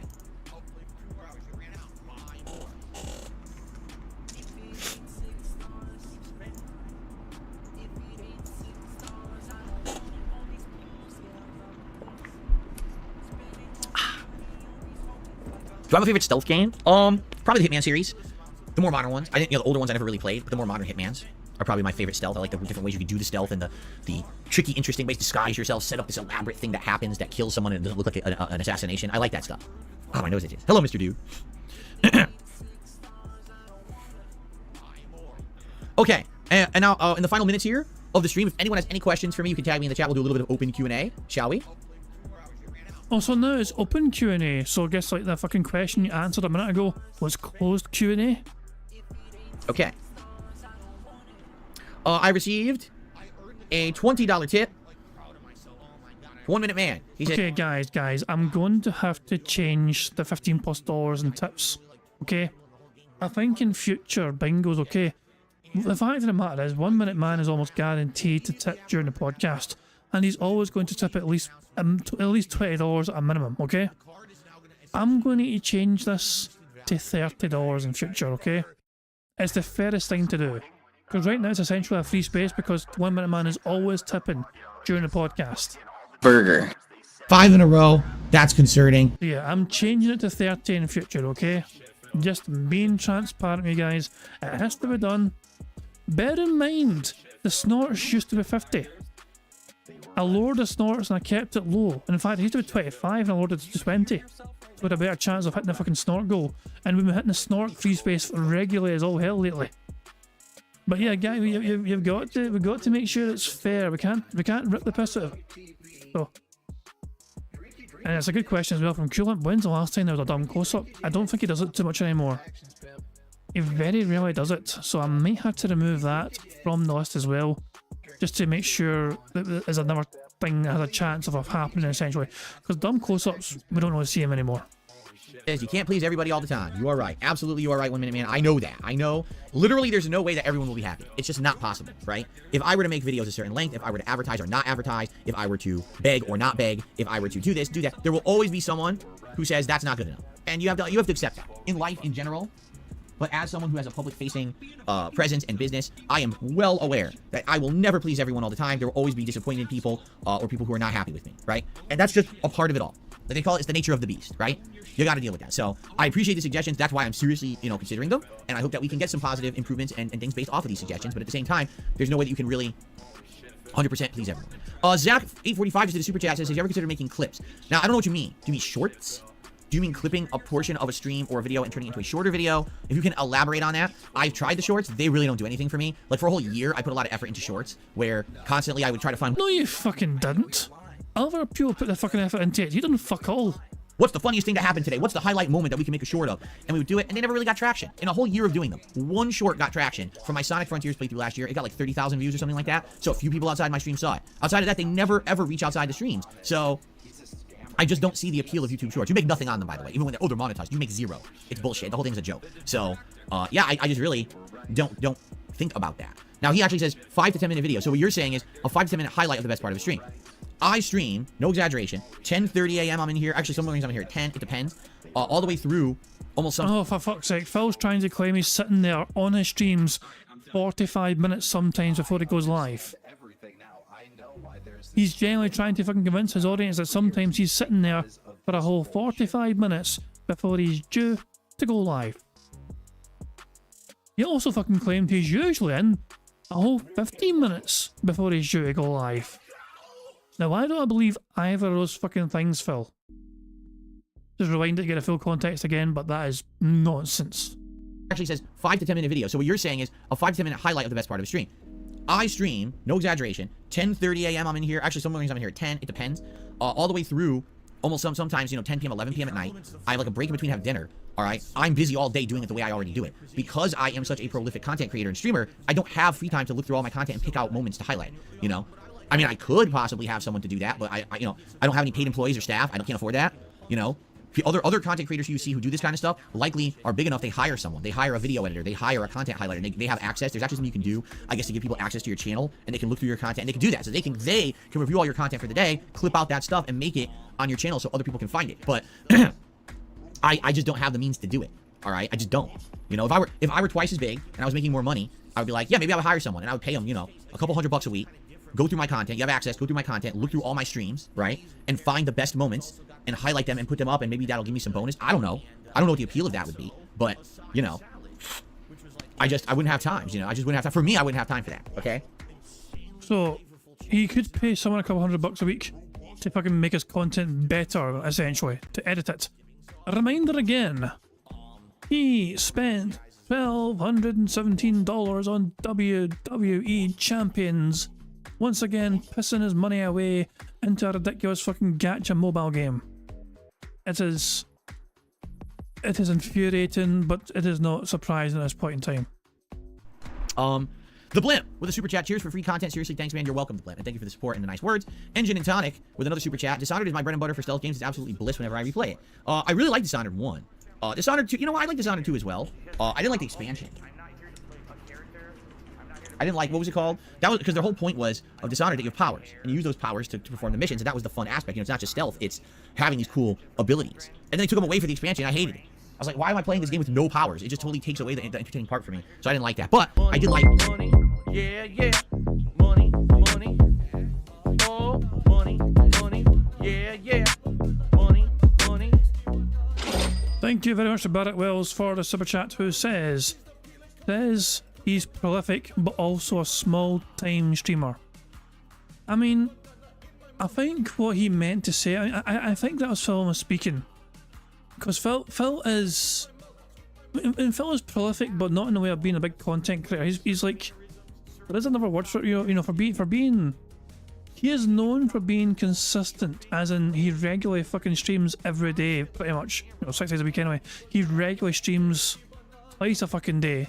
6 days a fucking week, he's consistent, and I think that's the way he's meaning by being prolific for doing that. But you're right again, Barrett Wells. He's not prolific. He's infamous. His reputation is shitty, and for good fucking reason. Even when, isn't what I'm saying though? Phil doesn't understand that his content. I'm not saying there's not a demand for his raw fucking footage. But the fact of the matter is, it's the only option people have. And people would rather have an alternative. Why do you think the tractor channels get so many fucking big views from the clips and segments that Phil does and have during these gameplays and his podcasts? Because they are digestible. They are far more digestible to fucking consume and watch rather than a fucking 90-minute long podcast.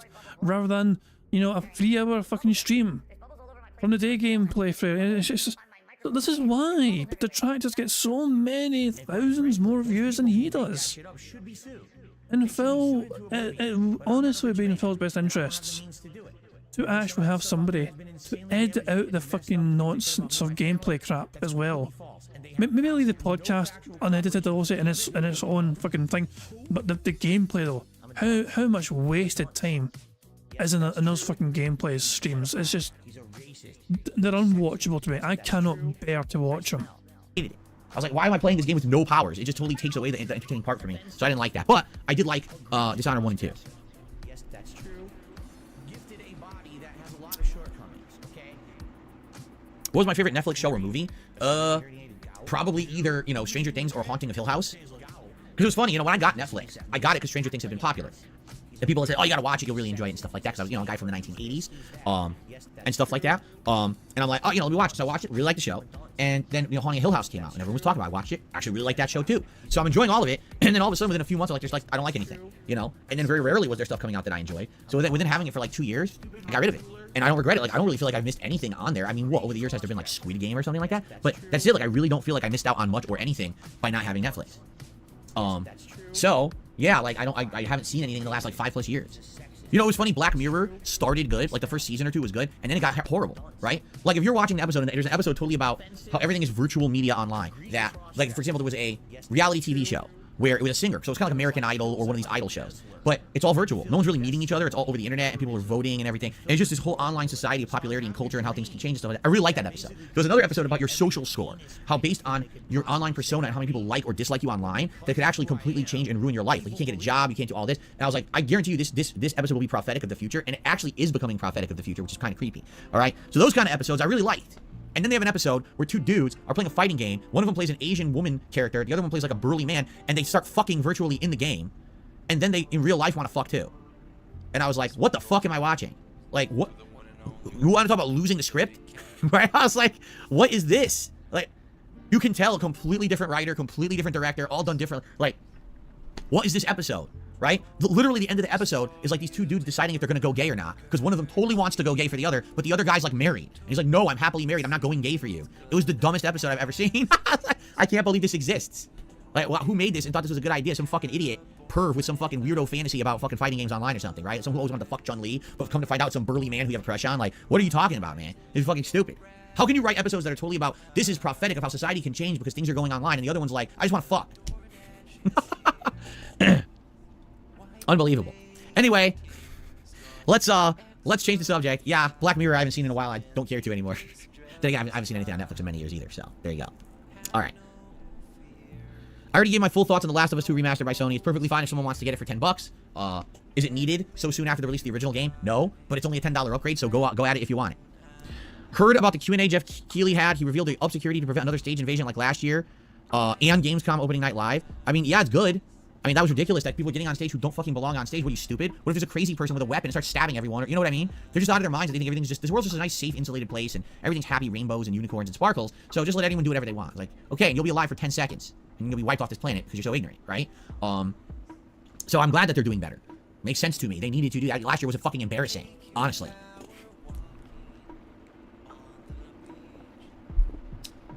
Yes, I know people keep telling me last 2 days, people have been coming on my streams, CM Punk is back in wrestling, CM Punk. I'm like, I don't care. I understand that over a decade ago, I was a huge fan of CM Punk in WWE. I used to have a wrestling commentary show. I knew you'd fucking mention CM Punk. Okay, technically he's fucking mentioned it because his audience was talking about it, but I knew his ass couldn't fucking resist talking about CM Punk. CM Punk's return to the WWE, everybody. Fucking, you know, hide your fucking kid. I don't know. It's, what the fuck? I mean, big fucking deal. But apparently, the talent weren't told ahead of time. Like, so like the reactions from like the fucking wrestlers in the ring were apparently kind of genuine, apparently. Like, I think Seth Rollins lost his damn mind. I think Michael Cole was actually pretty pissed off as well. Apparently he threw his pen and anger and all that shit, you know, here and there. It's like, it's a weird thing. I mean, for what it's worth, here's my fucking opinion. As somebody that very rarely keeps an eye on wrestling stuff anymore, but I grew up in the Attitude Era. I loved the Attitude Era, and I also did quite enjoy CM Punk's, you know, the Summer of Punk thing, where he kind of broke onto the scene and made a big impact. That was quite interesting to watch how wrestling was doing, kind of. But these days, though, we have seen Punk crash and burn in UFC and AEW. His attitude and personality is essentially like he's like, if he's not getting his way, then everything must burn around him. You know, that's the impression I fucking got. And yeah, he's gone back to the WWE, I guess, you know, for a payday. I imagine it's hard to imagine how this is going to go well for everyone involved within there, because it just sounds like there's a lot of people there. Is it worth the hassle of pissing off so many different talented, you know, wrestlers in that locker room for one controversial individual? I don't know. It's just one of those things. He's basically, I mean, maybe I'll be proven wrong. Maybe I will be proven wrong. Maybe, and who knows? I just think it's a risky move from from the WWE. I don't know if it's worth bringing him back. You know, they always say you should never really go back. You know what I mean? If you've ever had a good spell somewhere and then you leave somewhere, they always say you should never go back. Because you'll never be able to recreate that magic, recreate that spark you had from before. You'll always be chasing to try and chase that initial first kind of good fucking feel good vibe you had, but you won't get it. But who knows though? It might work out well. That's been defunct for almost a decade. I don't watch wrestling, haven't in almost 4 years. I don't care. So, thanks for sharing your enthusiasm, but you're kind of sharing it at the wrong spot. I really don't care about it.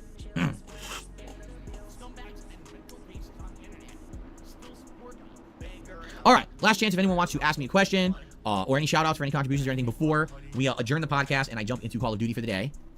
Oh, hello, we have 100 likes. Thank you very much, guys, for liking the stream. So, as well as having a free space unlocked, which means we only need one more thing to happen on the bingo card. As well as unlocking a free space for the bingo, you guys also have unlocked the Bubbles animation that Pixar Animations very kindly made for us all to enjoy. Remember, keep an eye on the bottom right.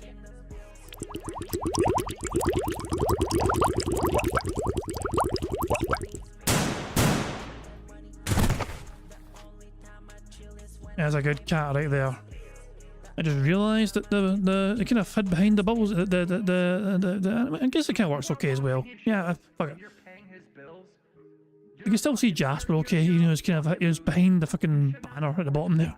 You can still kind of see him okay. But yeah, big ups to Pixar Animations for that wonderful little animation to celebrate 100 likes. So guys, we only need one more thing to be said or done on this card. Or Phil can snort 19 more times, or he can burp 3 more times before he starts recording for gameplay for YouTube. So, here we go. I'm obviously begging right now because I'm going to mention, since the end of the podcast, guys, today, 2 major ways you can support the stream. Number 1, I am looking to hopefully get more members on the channel and get it up to 520. That would be a great thing by the end of today. If you could consider becoming a member or gifting some memberships, that'd be great. And of course, I am trying to hit the tier 1 tips goal on every stream that I do. We're already halfway there and haven't even started with the gameplay yet, so that's great. It would be great if you could support the stream via that way. That would be very helpful, and thank you in advance. So, beg. There you go. Here's a nice begging session. For all of you, I know it's absolutely obnoxious. You can't stand it. So there you go. All right.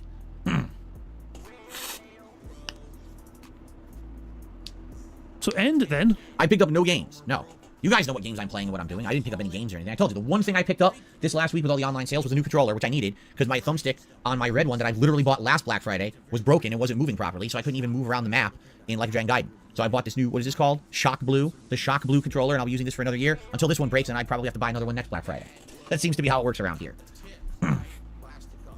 Will I be doing zombies soon? I have absolutely no desire whatsoever to play zombies. I did hear that the new Warzone is coming out sometime in December, and that I would be interested in trying for sure, but I don't really give a shit about zombies, so. How do you access the suggestion box? You don't. Right now, the suggestion box is closed because we had so many suggestions over October. I need time to go through them all, all right? Once we get through them all, I will reopen the suggestion box so you guys can start submitting again and we can start reviewing them again. But right now, I'm backlogged, so no reason to keep submitting them. It's going to just have so many, we'll never get to them. Hello, Double M. How's it going?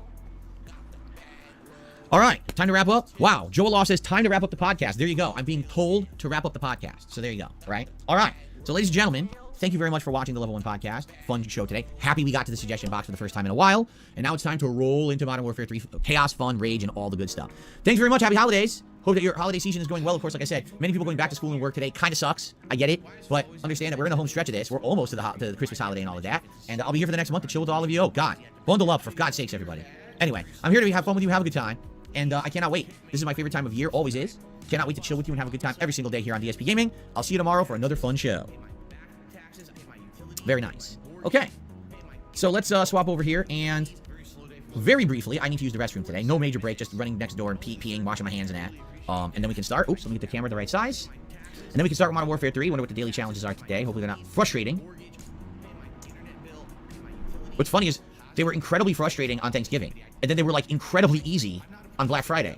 So it's kind of like a weird trade-off. Like, why did they have it so annoying one day and so easy the next, right? Well, the new Warzone releases Wednesday, December 6th. Oh, so a week from this Wednesday? That I didn't know. So maybe we'll have to make time to check it out. Maybe we'll have to do a major stream of it and see if it's any good. I'd be okay with that. Okay. All right. Let's take a brief break for me to use the restroom, then I'll be right back. All right? Now, obviously, because I'm such a huge beggar, during this short break where I pee... Holy fucking shit, man. Like, he accepts that he fucking begs too much. But he's obviously clearly stung by it by fucking continuously bringing it up.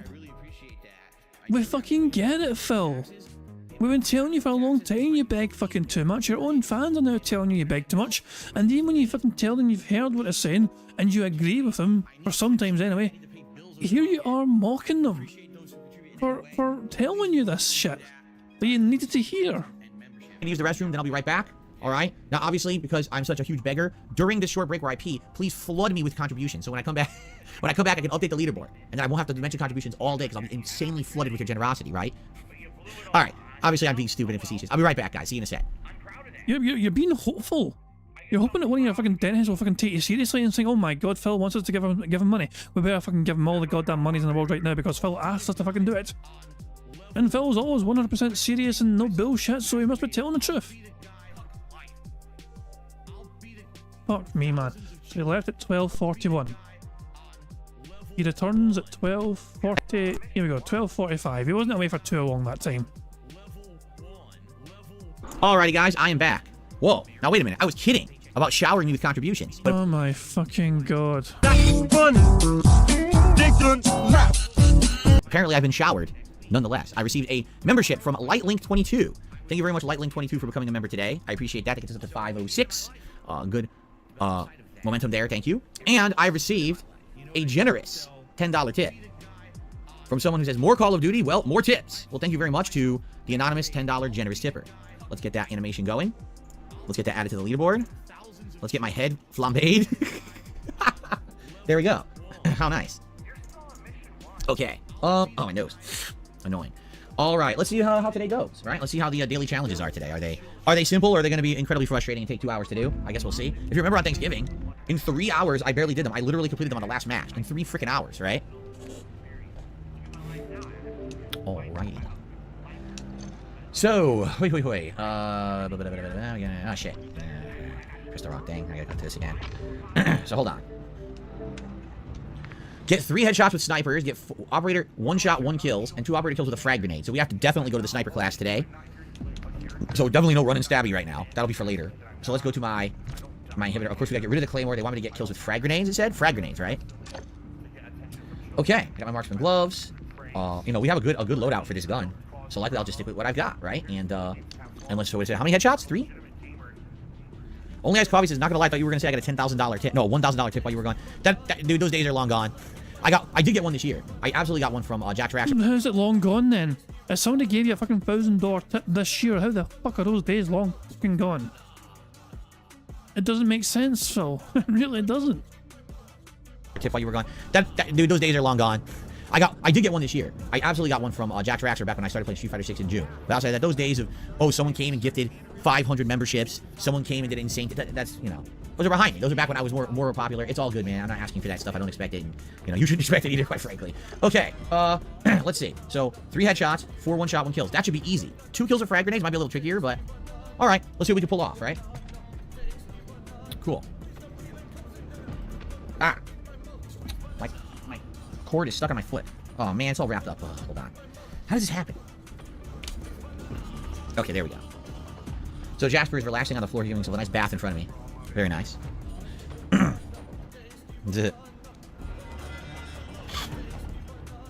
doobie, doobie.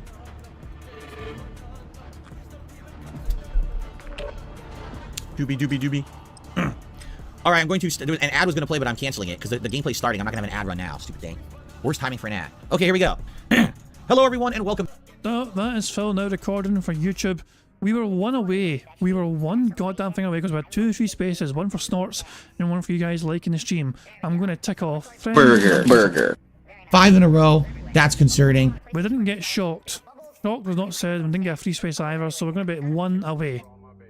Brian said earlier on there in the chat, did anyone notice that Aviga got member bombed in his reaction? I didn't realise that. I know Aviga had a premiere stream today, which I'm always booing him about, because when he has a premiere stream, it means I can't derail that motherfucker. I'm always saying that whenever fucking Aviga fucking has premieres instead of fucking live streams, he's doing it because he fears me derailing that Sam bitch. But yeah, I didn't realise so, but Aviga, yeah, definitely, I mean, I enjoy Aviga's content for sure. I always enjoy hanging out and derailing and stuff, whatever, but he's quite infectious. He's got an infectious personality. And the Vega will be on the bingo on Friday, by the way. He is, he better be joining me. He said he would join me on Friday for bingo. Hopefully he can stay. He's able to do it. But yeah, we're going to start off December, then, you know, Christmas month. We're going to start it up by having a Vega on stream so I can torture him directly with things like, you know, like Scottish snowball games and all that jazz. But yeah, that's pretty fucking cool. Vega apparently got gifted 60 memberships, which is very cool indeed. You know what I mean? Like, I mean, I've been on the receiving end as well, and it's one of those things where it's like I'm always extremely grateful for anyone willing to, you know, be like super generous. You know what I mean? It's never expected, and it's always a pleasantly surprised. So I'm glad Vega got hit with that generosity as well. From I don't know who it was that gifted him, but yeah, but all the same though. You guys are also supportive, not just of obviously me, but other content creators as well, detractors that are trying their best to kind of bring you some sort of entertainment and try and make Phil a bit bearable or whatever, you know. And so yeah, big ups to all you guys for being so supportive as all, you know what I mean. I'm sure that you guys really appreciates it, and I certainly appreciate it as well. And then when it comes through for me as well. But let's just wrap up bingo for today before I get all too sentimental and all that jazz. Let's go to live DSP and see how he's doing. No dollars given to him. I think he's got one member though. One member gained. Let's watch him play. Let's see how he does. They're losing. They're losing. People are shooting at him. People are shooting towards him. They're about to lose. You're gonna lose, Phil. Wait, I don't want that. He just made the door. Melee. He made the door. Here, we're gonna lose. It's almost over. And Oh! I almost had a last minute stab. over. Almost. Let's see how Phil did. Come on. He was mid. He got 16 kills and 15 deaths. Kinda sounds par for the course for DSP. If every person that kills, he pretty much gets killed himself. So yeah.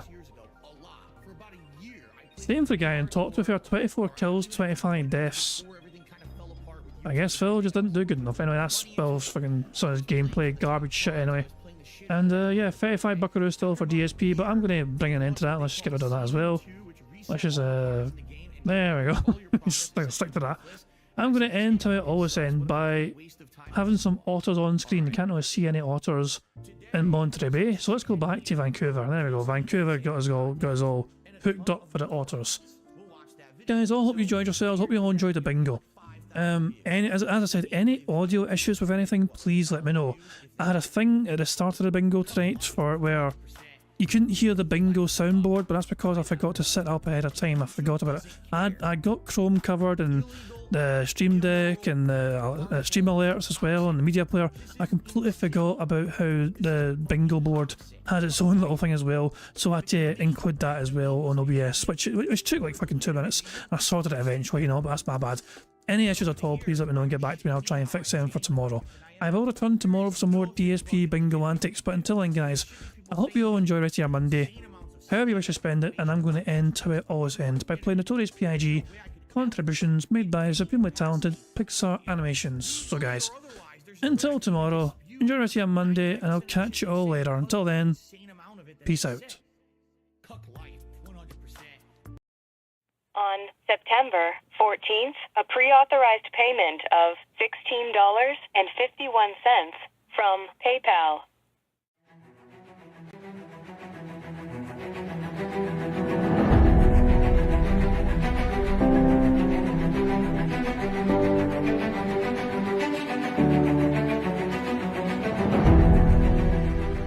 All right, Luna Mills has tipped me $1.30. It says, "I'm back. What's your favorite type of shower?" When you're showered in money. When you go outside, and all of a sudden, greenbacks start falling from the sky, and you raise your face up. You're like, oh, you start dancing. You go, oh, money, money, yeah, yeah. All right, I don't know what the hell you're talking about, but thank you for the first tip of the day.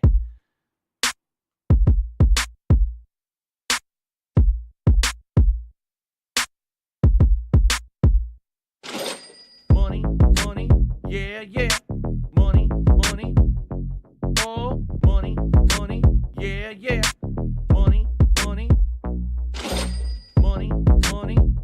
yeah. Money, money. Oh, money, money. Yeah, yeah. These contributions are mandatory. Money, money. Yeah, yeah. Money, money. Oh, money, money. Yeah, yeah. Money, money. Money, money. Yeah, yeah. Money, money. Oh, money, money. Yeah, yeah. These contributions are mandatory.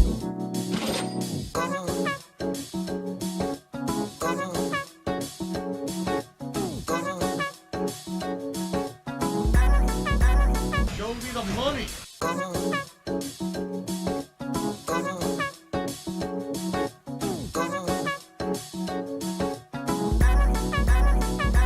Free. Money, money, yeah, yeah. Money, money. Oh, money, money, yeah, yeah. Money, money. Money, money, yeah, yeah. Money, money. Oh, money, money, yeah, yeah. These contributions are mandatory. And it's gone, just gone like that.